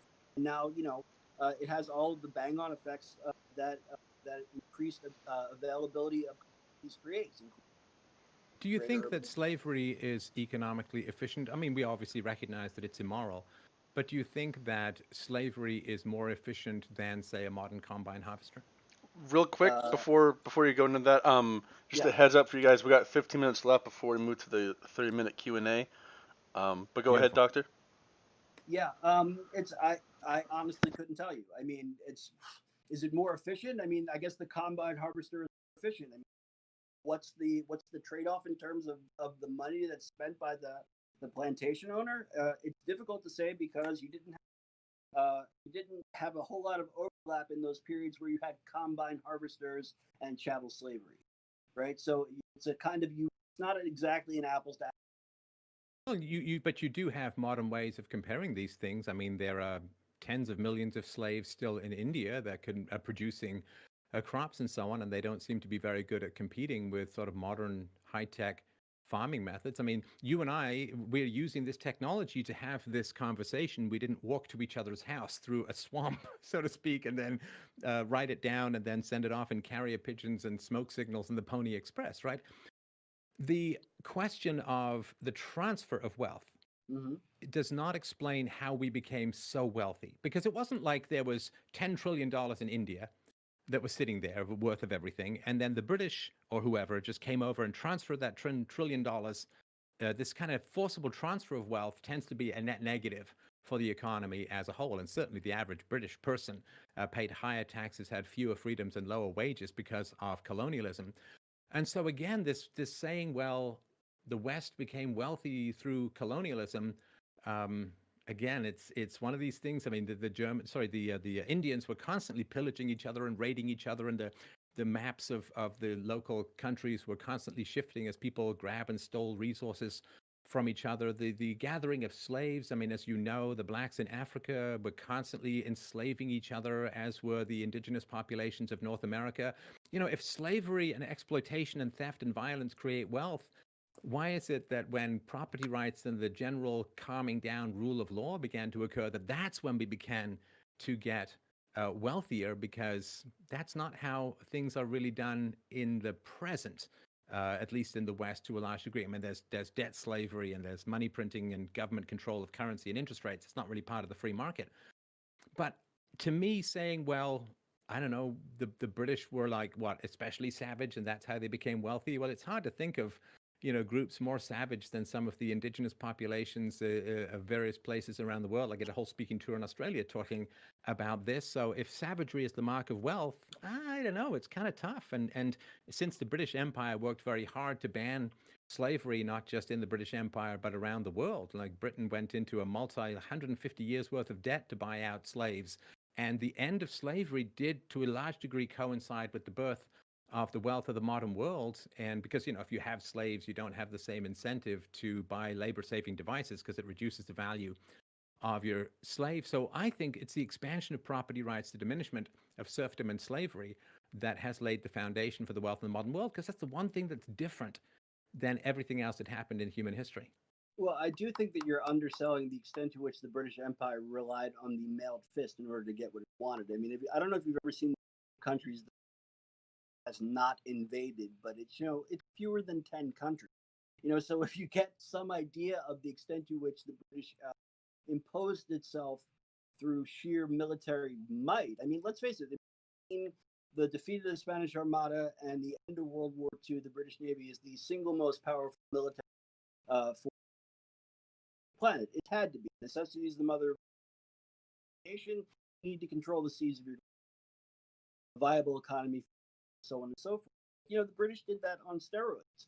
Look, I mean, it's like yes, I mean, yeah, they go in and they do some things that hadn't been done in these countries before. But there's a whole sort of underlying moral question about, first of all, I mean, the underlying question about what right they have. A, but B, I mean, you're selling sheer. Sorry, can you go back? You cut out for me at least a little bit here, Dr. Mathis. Can you go back about like 5-10 seconds? Yeah. I mean, the main point that I'm making is that the British Empire relied on an enormous amount of force. I mean, it's allow me to briefly give you an anecdote just of a conversation I had with somebody, not Stefan, on Twitter. I don't know, a couple of years ago, about this guy defending British rule and talking about how the British came and they brought free trade and this, that, and the other, and how wonderful it is that the British had set up Hong Kong. And I said, they set up free trade using the single most powerful military force in history up until that point. You can call that free trade if you want, but it seems like there's an awful amount of coercion that setting that up. I mean, that says nothing about the steps that the British underwent to get into China in the first place. Enslaving generations of. Never mind the underlying moral.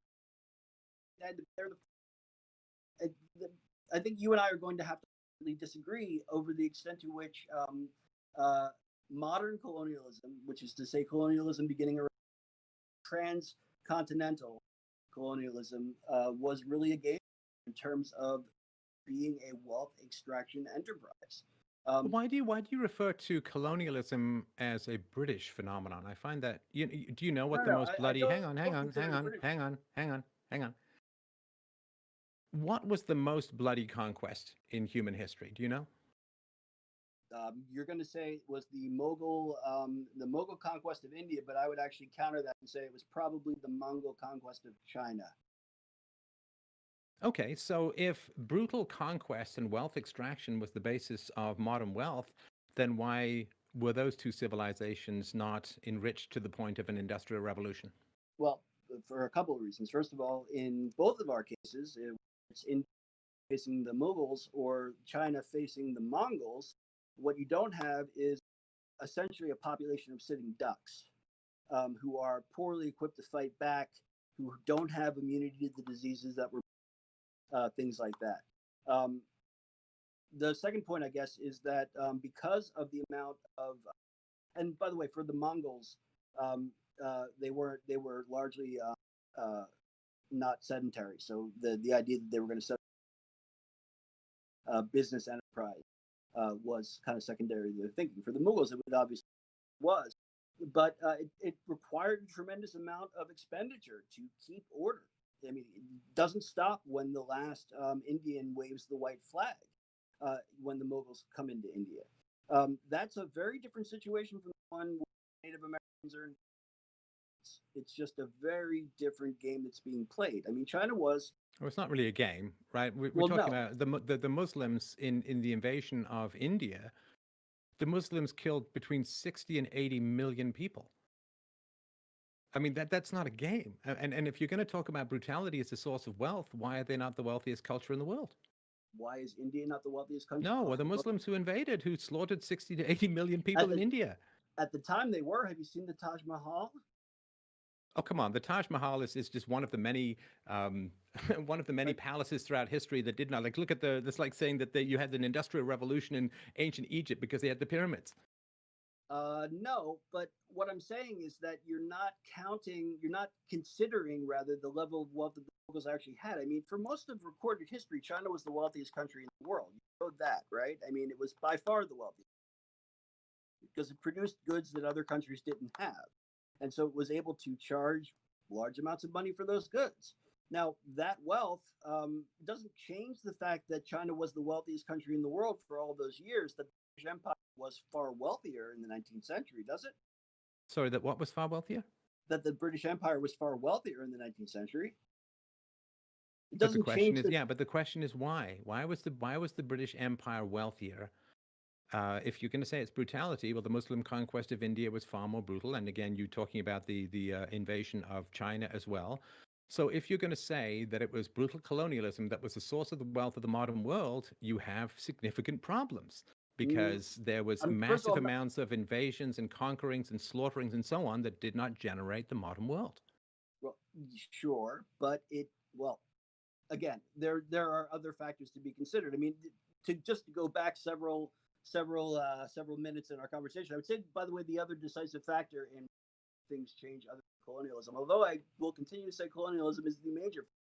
The other one is Renaissance. I mean, just the influx of a massive amount of scientific knowledge that Europe can build, basically, that begins with to sort of cross over throughout the rest of the continent, and then the Reformation gives that an enormous boost in terms of the ability to separate them from church power. I'm sorry, that cut out for me. Could you repeat the last couple of sentences there? Sure. Just saying that beyond colonialism, which I will nevertheless continue to contend was the decisive factor, I would say that the Renaissance and the Reformation are also major contributors to what happens in terms of the creation of wealth in Europe. I guess we would say that probably really take concrete form in the 80s. That's a direct result of scientific knowledge via the Renaissance and the ability to separate from church power and to a lesser extent from state power as a result of the. And what are the other cultures that you would consider equal in brutality to European culture? Well, I didn't say that European cultures were brutal. I said that European colonial. Okay, so what other colonial events throughout history would you consider equal to or greater in terms of brutality? I'm just wondering if it seems kind of Eurocentric. Like every time you talk about colonialism, you're talking about the British Empire, which is just one of the. Now he cut out. Bugger. Here. All right, we can hear you. I just getting this weird reboot off. It just seems a bit Eurocentric. Like every time you talk about colonialism, you're talking about the British Empire, and every time you talk about markets, you're talking about European, or it just seems kind of Eurocentric. And I'm just kind of curious what other predations or invasions would you consider would validate or invalidate the thesis you have that it's brutal invasions that help generate wealth? Well, it's not the invasions in and of themselves that create the wealth. It's the brutality of the invasion creates the subjugation that makes the extraction of wealth possible. Yeah, I get it. I get it. No, it's not a minor point. It's not that brutality creates wealth. It's you can't oversimplify that. If you do, it doesn't make any sense. Well, no, but you understand that the logic then would be that if, say, the Europeans or the Christians, the whites or whatever, if, let's say, the British Empire created by far the most wealth, and if brutality is key to the creation of wealth, then the logic would be that the British Empire must have been by far the most brutal, right? Well, no, because again, you're hinging all of that on this idea that the brutality creates the wealth. I mean, you can create wealth without brutality. I'm just saying that in this particular case, brutality was necessary to create the subjugation by which wealth extraction became possible. No, I get all of that. You're not hearing what I'm saying. Okay. So if brutality, we can do the shorthand. I get that, you go punch a tree, you don't get a watermelon. I get all of that. I get it's around subjugation, the transfer of blah, blah, blah, right? But if the modern world is staggeringly wealthy, like 20, 30 times wealthier, at least, than the Middle Ages, even if we just count raw GDP, right? Mhm. So if it is brutality that is the key for the creation of wealth, Again, then, but it isn't. okay, however you want to phrase it. I mean, if it's key to the subjugation that allows you to blah, blah, blah, but the brutality is the part that you're talking about, right? So if the modern world that comes out of the European tradition, if the modern world is 20 to 30 times more wealthy, Mhm. then it must have been 20 to 30 times more aggressive in its exploitation of No. others. No. But some significant degree greater than Yeah, all other, certainly it was more exploitative. Absolutely. There's no question. more about that. exploitative than, say, the 60 to 80 million people brutalized, subjugated, and You enslaved can't by the extract Muslim wealth out of invasion. dead people, Stefan. I mean, you just, No, that's why I also included enslaved, because you also can't enslave people without killing at least some of them, usually, right? I mean, because Sure. they subjugate themselves because of the threat of death. So you understand, I'm working with more than one dimension here, right? So because this is my concern, right? If the modern world wealth is based upon exploitation, then the British, let's say, must have been by far the most brutal colonialists throughout all of human history because they created the most or got the most wealth, so to speak, right? But there are Not other. necessarily. Not necessarily. No, you said that brutality and the subjugation was key to the wealth generation. It was, but that doesn't make it worse than others. You have to. You're throwing. Then there's non another sequitur. factor. That's There has to be another factor then. There. Yeah, I mean, another factor, for instance, like disease. Like, it was not necessary to kill 60 million people because a large number of. Sorry. I mean, I'm not sure what you're asking. What you're asking me to concede here. I mean, the fact of the matter is that I pointed out that the British used brutality in the first place because you were kind of gilding the lily and that they hadn't. Wait, I said the British didn't use brutality? No, you just kind of said that they had you implied that their touch was more gentle than I think was appropriate to suggest. Wait, now I implied something? Wait, I'm not sure what that means. What did I say? I don't know that I can say it any more clear than I already did. Well, no, you're not quoting me. You're just saying I implied something that you heard in your head. You did. I wouldn't. What did I imply? You implied that that the British had established a certain standard of living for itself and for the world sort of at large without and that it had done so in a, as I said before, in a less brutal way A less brutal way than what? than that I thought was appropriate to state. I felt that the way that you framed the way that Britain take it efficient. Right. No, this is really illuminating for me, and I don't mean this sarcastically. This is genuinely like mind blown to me, right? Because I've always tried to figure out this unique hostility that socialists have towards the British, the Europeans, happen to be my ancestors, neither here nor there, right? But I've always been trying to sort of figure out, like, I don't talk colonialism, it's always the British in India or, the British in North America or whatever. It's never anybody else, right? But now I get it. Now it's crystal clear to me that it's because if wealth comes from exploitation and Europe became very wealthy, it's because Europe was the most exploitive. I mean, that's kind of I know I'm oversimplifying, but that's the basic drive. And I think that's where we fundamentally disagree. That Europe became wealthy because it allowed for the free market, and colonialism was bad. I mean, colonialism was wrong. It was destructive to the British population as a whole, who got regularly dragged against their will onto ships to enforce the ruler's wishes. It was bad for the free market because you had, as you know, the British East India Company, all these capital charters from the governments, like there's no free trade and so on. But all of these things occurred under a larger perspective, a larger movement, which was more free trade and more free markets domestically. And every power throughout human history had had its colonialism if it could get away with it. It had its predations and its enforcements of particular trade routes on foreign countries. That's a common all throughout history. You can see this, of course, all throughout ancient Chinese history, Indian history, you name it, right? And so to me, the difference is not the predation, not the exploitation, which occurred all throughout human history. I mean, the serfs were unbelievably exploited. They were bought and sold with the land like cattle, right? I mean, and slaves were exploited and the Incans were exploited. I get all of that, right?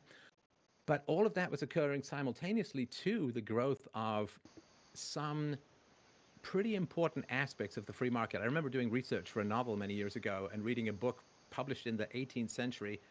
I think it was 1752 or something like that. And it was one of these weird kind of half oldie time Shakespearean language, England's treasure by foreign traffic. You know, this idea that if you open up free trade, that England will become wealthier. And yeah, they opened up free trade pretty brutally. I mean, thank goodness that they did for Hong Kong, if not for the rest of China, because Hong Kong was a better place to be in the second half of the 20th century than China was.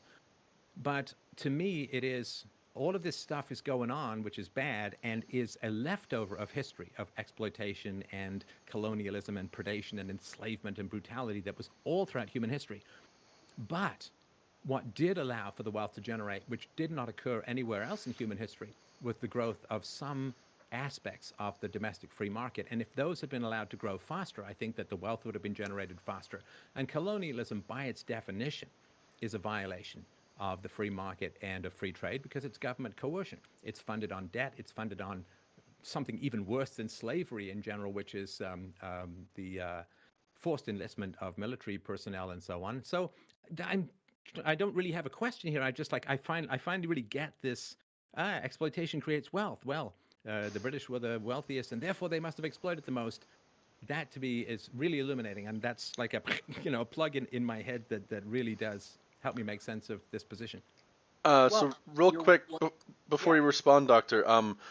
we're in I'm our sorry, we Q&A lost the time audio. here. I was gonna ask if you guys wanted to do closing statements. If you're fine with it, Stefan, that sounded close to a closing statement. If you're okay with it, can we have Dr. Mathis respond and then just go into questions? Is that all right with you, Stefan?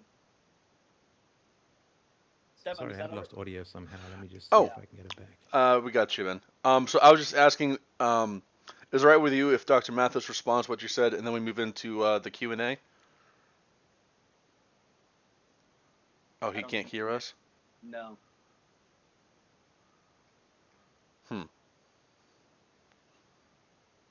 So I'm reaching towards his hip. He's got some fancy I'm gear. back. Sorry about Oh. that. I got a There plug he in the goes. back. It somehow got disconnected. I do apologize for that. I'm back. Okay, so yeah, I was just asking, are you all right if we have Dr. Mathis respond and then we move on to the Q&A? Oh, I think Something he must be wrong with lost my it again. cable. It's gone again. Not your fault. All right. Hold on. I'm going to get my backup audio. Hang on a sec.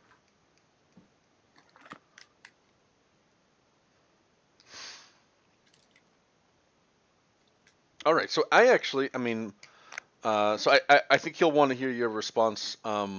Yeah. Oh, are you there, Stefan? No, that was me.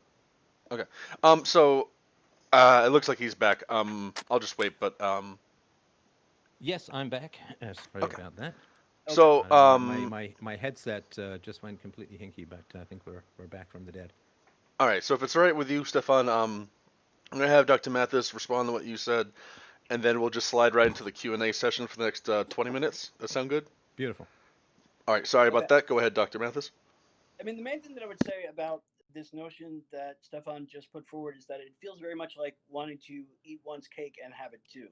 That on the one hand, free trade is great as long as you disregard these other things that happen within the context of free trade, which, by the way, aren't free trade, right? I mean, so free trade, I guess in theory is great, but we don't really have any way to tell, because when was there free trade where there weren't all these other sort of exploitive things being undertaken by, I don't know, I don't care whether it's the British or the Dutch, or for that matter, the Japanese did, of colonizing over the course of the late 19th and 20th century as well. Um, I just don't. Of course, they weren't doing it for the sake of free markets. They didn't even claim it. But certainly, the British and the Dutch absolutely did. And of course, the America's been doing it since the end of World War II, making largely the same argument. What I don't see is this kind of free trade argument being made where these excesses of exploitation and expropriation aren't also happening. And I guess it sort of brings me back to the point I made an hour and a half ago, which is that we can talk about things in theory and we can talk about things in practice. It seems more useful to me to talk about things in practice. I know where my preferences lie in theory, but I also understand that reality is a different set of circumstances. I'm sorry, I guess, that we didn't get into me getting to defend Antifa and get Stefan to bend to my will and admit that Antifa is the greatest thing since sliced bread. I was really hoping that we would be able to do that. Maybe we'll get to it in the Q&A. Or next time. But I will say that I obviously, I mean, I remain sort of convinced of my position that and I think ultimately, if I had to communicate a couple of core principles that I wanted to get across tonight, it is first and foremost that there is a significant amount of coercion and violence and force that goes into economic negotiations in an unregulated or deregulated market. And it is every bit as insidious as when that force comes from a government as it is when it comes from a boss or a factory owner or a capitalist or a banker or whomever. And I think that the sooner that we recognize that, the better off everybody is going to be. And that, second of all, what socialism, at least in terms of how I understand it, which is the workers having greater control over the means of production, means is greater democracy, greater say over what happens in the workplace. If the restraint of trade comes at the hands of government, then again, at least it's in a democracy that is not vulturized by corporations and corporate power. I have the vote that can give me the ability to exercise some of that power. Whereas in a workplace operating under capitalism, I don't have that right, and I think that that's a situation that lends itself inherently to exploitation, and therefore it adds to the problem rather than subtracts from it. And that's pretty much it. All right. All right. Should we get to our Q&A? Yep. So we've got another 20 minutes left here. First, obviously, thanks for coming on. I hope we can discuss this more again. I really would like to hear something. If you guys want to have a talk again, just about Antifa, I think now would be a fantastic time, with the protest to have that. But jumping into questions, with what you guys were talking about for roughly the last 30 minutes, I have an odd way of looking at these things, and maybe I think it might be able to help clear things up here. Obviously, there's multiple reasons for why the West was the first to industrialize. Dr. Mathis, you mentioned, the Renaissance and the downstream effects of that.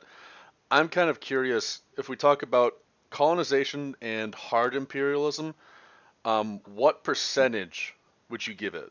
This is where both Stefan and Dr. Mathis, would you say it's like 20, 50, 80% responsible for the wealth in the West? Well, for me, it would be a minus. I mean, that colonialism was a drag on the wealth of the West because forced reallocation of resources is, I mean, morality aside, we all get that it's wrong to initiate the use of force. Well, maybe not Antifa, but it is a net negative to the economy in the same way that rape is a net negative to love and theft is a net negative to owning things. It is a brutal destruction of wealth. to steal from people, to enslave people, to take things from them. I mean, this is something that Churchill pointed out after the First World War with this sort of disastrous Versailles Treaty. He said, okay, well, we can go and take 1 million shoes from Germany and dump them on British markets, but so what? That just puts all these British shoemakers out of work, and then we don't have any shoemakers when we run out of German shoes. You know, the transfer of wealth, particularly the forced transfer of wealth. And I have to really draw the clear line between something that I don't think the good doctor would agree with me on, but I'm very, very clear on this, at least in my own mind, want to be with the audience, that putting a gun to someone's head is not the same as offering them a job. I mean, the fact that I need to say this kind of stuff is kind of odd. Offering them a job, not offering them a job is different from putting a gun to their head. Asking a woman out on a date is different from rape, and asking someone to lend you $5 is different from robbing them. The initiation of the use of force is separate and distinct from offering a job or firing someone or not firing someone and so on. These things have influence and they have a big effect on your life, but the only way that you can solve voluntary interactions like having a job or not having a job is by saying to people, well, you're not allowed to fire these people. Or if you try to pay them less than what we think they're worth, I'm going to put a gun to your head until you agree. You can't solve economic inequality without massive political inequality, giving a small group of highly corrupt people the right to point guns at millions or tens of millions or hundreds of millions of people and tell them what they have to do in order to stay out of jail. And you know, what the state is, what do? They ask, they tell, and then they make. They ask you to do something, they tell you to do something, and then they make you do something. And if you resist them, they will shoot you down. They will kill you, or they'll grab you, put you in a jail where you could get raped. So the idea that somehow a voluntary economic interaction, which is kind of interesting because, you know, I mean, I assume that the good doctor is have his place in academia, which is paid for by taxpayer dollars and has a nice union ring around it that's forced into compliance by the force of law and so on. But no, voluntary economic transactions, however desirable or unpleasant they may be in the moment, are not at all in the same moral category as pointing a gun to someone's head and demand that they bend the knee or you put a lead bullet through their head. Well, so I didn't think that we were going to be returning to this topic.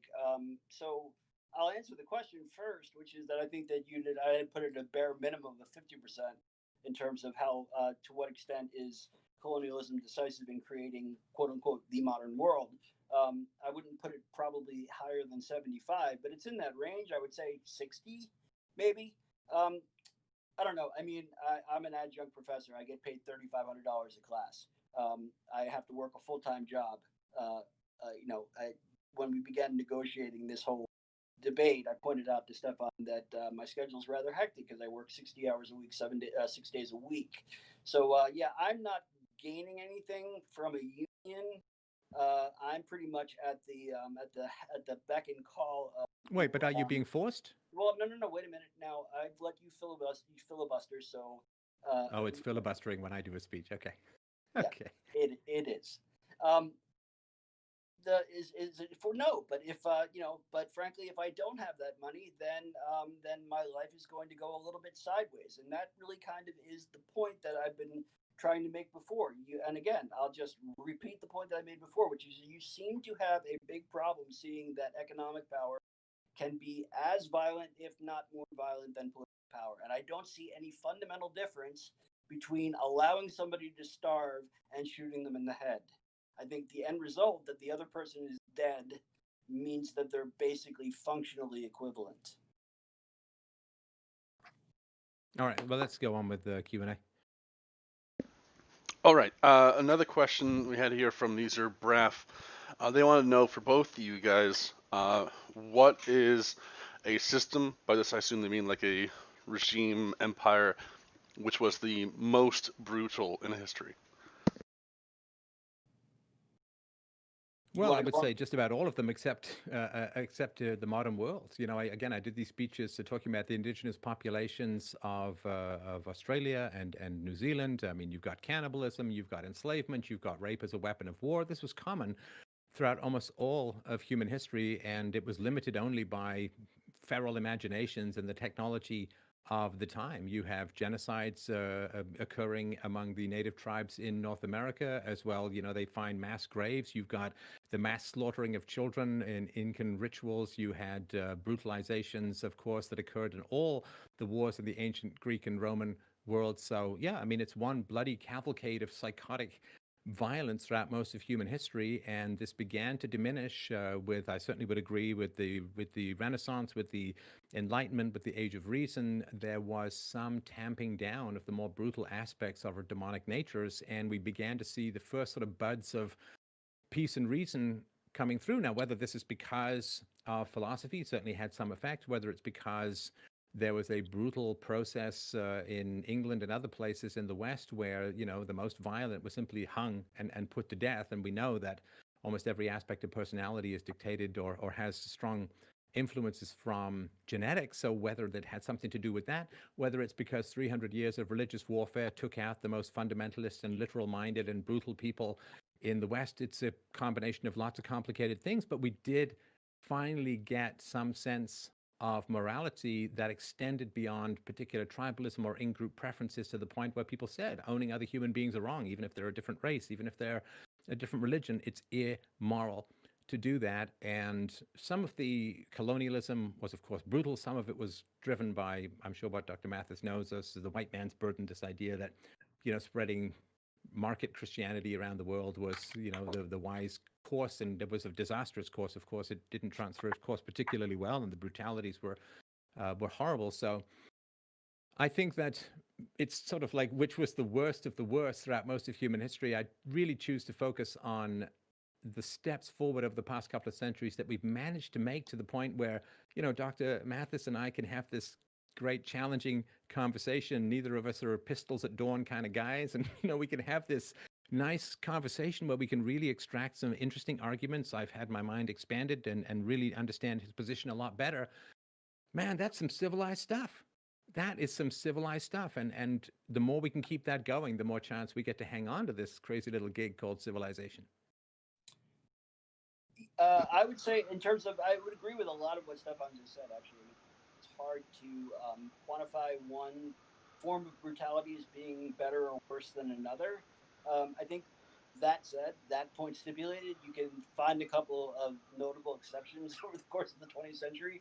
I would have to say, I would go with the old favorites, basically. I mean, I would say that if you want to look at truly brutal regimes, I would have to go with the Nazis on the one hand, just because of their sort of dedication to eradicating entire groups of people on the basis of their non-voluntary membership in groups. And on the other side, I'd have to go with the Khmer Rouge. I mean, when you have to be invaded by other communist countries to stop what you're doing, you're really kind of setting a real high mark for yourself in terms of just sheer brutality. But you know, thankfully, those are more, I think, informed by their ideology than by the extent of their brutality. Unfortunately, we have this tendency to want to rank brutality on the basis of sheer numbers, and I'm not sure that's sensible, really, frankly, moral. I think that we can look at current regimes. We can look at the one that I live in, and I would say that, comparatively speaking, it's a far more regime than the one that Stefan lives in, which is, comparatively speaking, a more regime than, you know, Bhutan.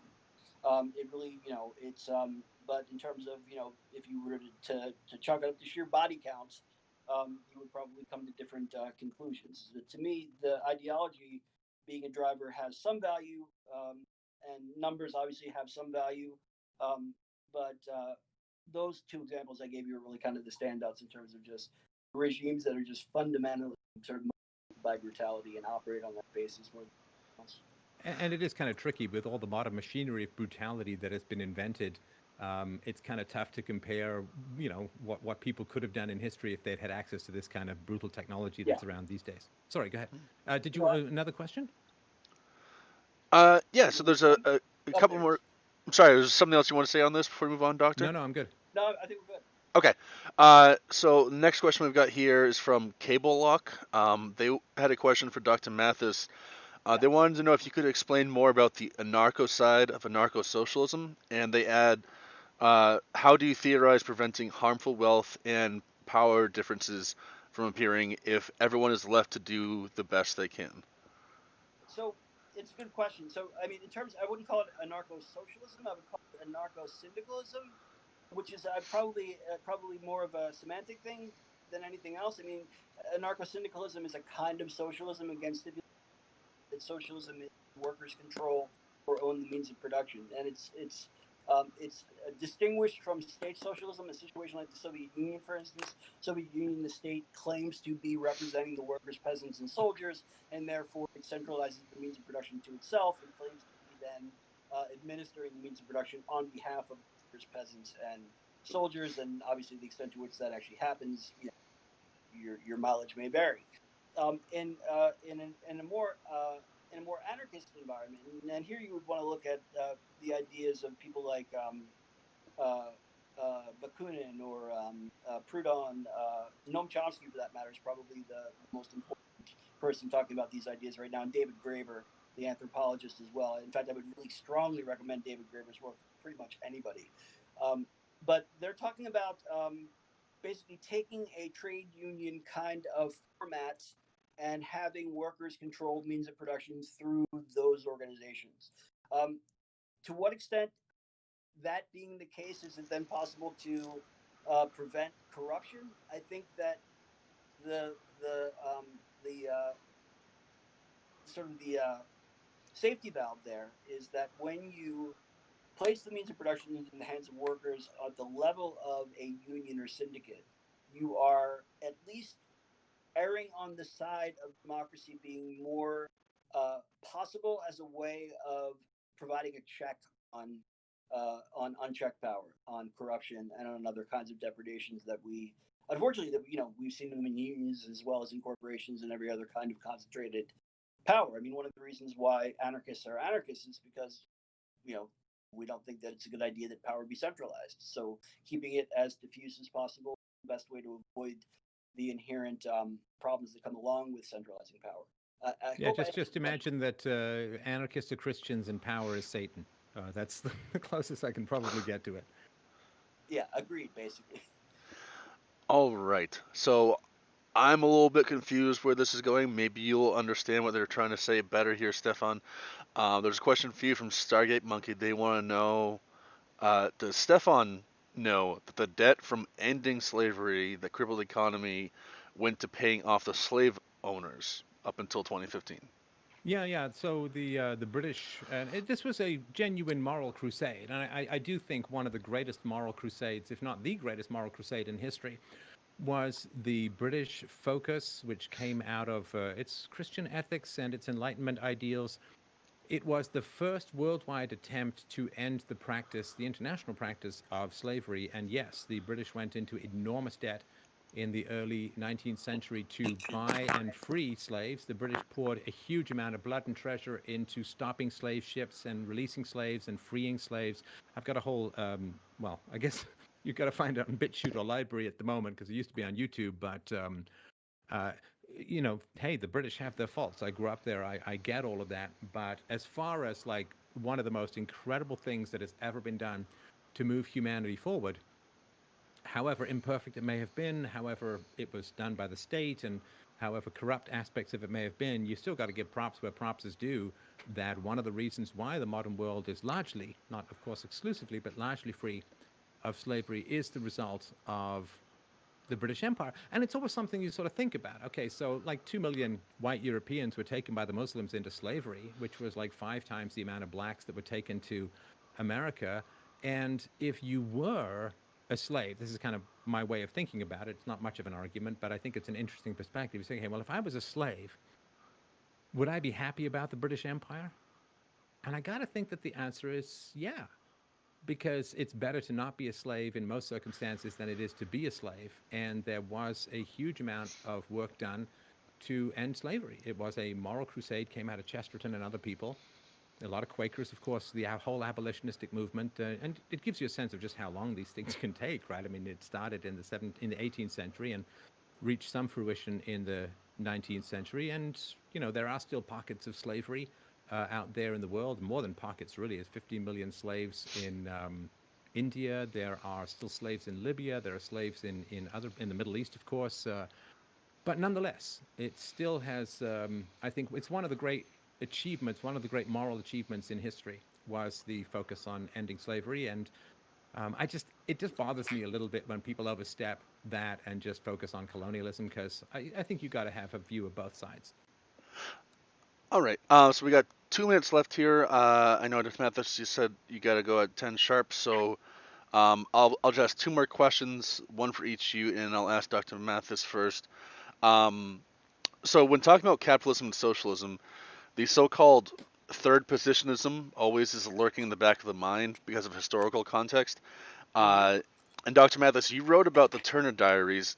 Do you think that fascism is on the rise in the West? And if so, what is fascism? So that's a lot, and I'm going to try to give you as complete a picture of this as I can. So a lot of different opinions about what fascism is, but there is this idea within the study of fascism that fascist minimum. Like, what do you have that makes something fascism that is lacking in other right wing authoritarianism that isn't fascism? And the answers are basically two things. First of all, anti Marxism, and the other one is what Roger Griffin called palingenetic ultranationalism. It's the idea that not only are we ultranationalist, and that is almost exclusively always a ethnic nationalist rather than a civic nationalism, but that it's a nationalism that claims to be reclaiming an ancient glorious past. So, right, the Nazis called themselves the Third Reich. That's recalling the First Reich of the Holy Roman Empire, the Second Reich of the German Empire. Mussolini, he calls on the Romans as a way of calling up a great Italian past. Never mind that Italy and the Roman Empire are obviously very different polities, very different forms of government, very different times and places, so on. If you have authoritarian, anti-communist, ultranationalism, basically that's fascism. Is it rising? Yeah, it's definitely rising. Now, there are very few cases that I would say you can identify that I would sort of unqualifiedly say is outright fascism. But I mean, I'm beginning to feel in many of these cases like if it looks like a duck and quacks like a duck, it's probably a duck, right? I mean, talk about Orban in Hungary, where there is sort of open attacks on minorities, whether Roma or Romanians, for that matter, in Hungary, or Jews. Obviously, there's a perennial favorite. Moving in an authoritarian direction by now closing down their parliament, and relying very heavily on anti-left-wing rhetoric as a way of mobilizing a right-wing, sort of more populist kind of base. You can see it to a lesser extent. I mean, Hungary is probably right now the prime example of where it's happening in Europe. It's look, I know I'm gonna get in touch with Stefan for saying this, but when Trump says "Make America Great Again," he is engaging in a form of palingenetic ultranationalism. When he is whipping up his base using attacks on communism, quote unquote, however sort of poorly defined and delineated. He is, and I don't, by the way, think that maybe he's personally fascist so much as he's sort of playing by the guidebook, because after all, if it didn't, then we wouldn't have had fascism for a solid 20 years in Europe in the previous century. But it's difficult to look at the situations of growing authoritarianism in Brazil, in Hungary, to a lesser extent in the United States. But again, we're moving in an uncomfortable direction for me. In India, in the Philippines, you see these regimes have some certain things in common: attacks on minorities, attacks on the left, moving away from democracy, and a very strong sort of call to national pride. Those are all hallmarks of fascism, basically there. One of the things that I would say is most dangerous is this kind of tendency to paint with a broad brush the left, to say that there's functionally no difference between social democrats and communists, for instance, is to really not only to really sort of grossly miss the point, A, but B, and more importantly, is to play a very dangerous game. Because what you are doing in characterizing the left in that way is you are pushing away the possibility of a compromise with people on the left who are willing to negotiate, and are instead pushing the left into those positions that are radical ones. This is what we saw in Europe in the 1920s and 30s. And obviously, the results weren't good. One way of understanding World War II, particularly on the Eastern Front, is to see it as a showdown between the forces of socialism and the forces of nationalism. And one of the reasons why that became possible was because democracy in the center was abandoned. And it was abandoned at least in part because of this push to characterize all of the left as inherently disloyal, untrue, not part of us, not among us. The slogan of the Nazis against their primary political opponent during the last days of the Republic, the Social Democratic Party of Germany, was, and it rhymes in German, was who are the traitors? The Social Democrats. I mean, the Social Democrats are the people who had basically put down the Communist Rebellion in 1919. These were not communists by any stretch of the imagination. And yet the idea that because they were socialists, they were disloyal, had to be eradicated from the nation. This is a dangerous, dangerous game. And calling people who are, calling Democrats who are to the right of Eisenhower, quote unquote, far left, plays directly into that same series of circumstances. Anyway, I hope I answered the question, because that was kind of more than I meant to say when I started saying it. No, I think it was a good answer. And so last question, and then we'll close up here. I'm Is gonna for get an Uber while you're doing that. oh, okay. So if we don't, I don't know if you said enough, but if you already had enough, thanks for coming on, Dr. Mathis. Really appreciate it. My pleasure. Good conversation. And thank you, Stefan. Good night. All right. So last question, and we'll close up here. This is for Stefan from Lil Bill. So obviously, with you know, the wound still fresh from Susan Wojcicki, what is next for you? What are your plans moving forward? Gymnastics, hair modeling, Bolivia. Well, I mean, what do you do? I mean, you can't just fold up your tent and go home, because I think that the world needs philosophy. The world needs reasoned arguments, and it needs challenging ideas, and it needs a pushback against orthodoxy. That's the spark which lights the tinderbox of the human mind. So what it is for me is to continue to have great conversations like the one tonight, to continue to engage with my listeners. I do this through my server. You can check it out at subscribestar.com/free domain.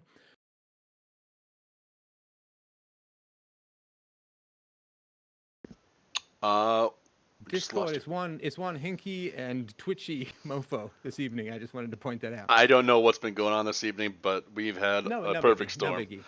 Yeah, so I do want to. I mean, I've got books in the works. I've got documentaries in the works. I love what I do. I mean, look, the opportunity to have a great conversation like tonight is a real pleasure. It's a real workout. It stretches my mind. It's a great challenge. I really, really enjoy it. And the opportunity to serve the world in this kind of way, yeah, okay, there's opposition, and yeah, there's name calling, and there's all this nonsense about white supremacy and all this kind of garbage, which is nothing I even remotely believe in, and something I would explicitly reject. As an anarchist, of course, I don't want anyone to rule over anyone else, least of all racially. But the goal is to continue to talk about reason and evidence, to pick up the topics that everyone else is too afraid to touch, because those may be the most important topics. You know, that there are topics that were forbidden throughout all of human history, and the people who stepped up and broke those taboos are some of the greatest and most benevolent heroes that I've ever witnessed. And, maybe I can add to that number in my own little way, maybe not. But I'll be damned if I won't try. And the people who stepped forward and said, maybe owning other human beings is a bad thing. I mean, this was blasphemy. The people who came forward and said, maybe we should question some of the stuff in the Bible and rely a little bit more on science. Blasphemy. But because of that, we get the modern world. Maybe people who said, maybe human beings shouldn't be bought and sold with the land, like buildings or ditches. This was, of course, blasphemy. In 1930s or 1920s Germany saying, I don't think that blaming the Jews for all of our problems is going to lead it out very well, is it? And those people were considered to be blasphemers in some ways. And so it certainly is true that there are ideas that are appalling and so on. But there are also ideas which feel appalling that can be enormously beneficial to us. And that is, as long as I'm working on my principles, self-ownership, property rights, non-aggression principle, universally preferable behavior, I will continue to navigate the debate landscape, the human intellectual landscape, with that as my guide. And if people get mad, well, it's really a reflection of their reaction rather than my arguments. To get mad at a person for making an argument is as immature as breaking a hammer because you don't know how to use it. And it's really a very, very bad idea. We don't want to go back to blasphemy laws. We don't want to go back to things you just can't talk about, however challenging they may be, because if the ideas are good, they need to be heard. And if they're bad, they need to be exposed. So more of the same and hopefully even better. All right. Well, thank you for coming out. Jesus, words coming out too fast. Thank you, Stefan, for coming out. Well, thanks really, everyone for dropping by. It's a real pleasure. Yeah, it was a good debate, and I hope we can get together again with Dr. Mathis. I also would like to hear you two go at it just about Antifa. I would like that very much. All right. All right. Well, thank you. I'm going to close out here. You have a good night. Take care, everyone. Bye.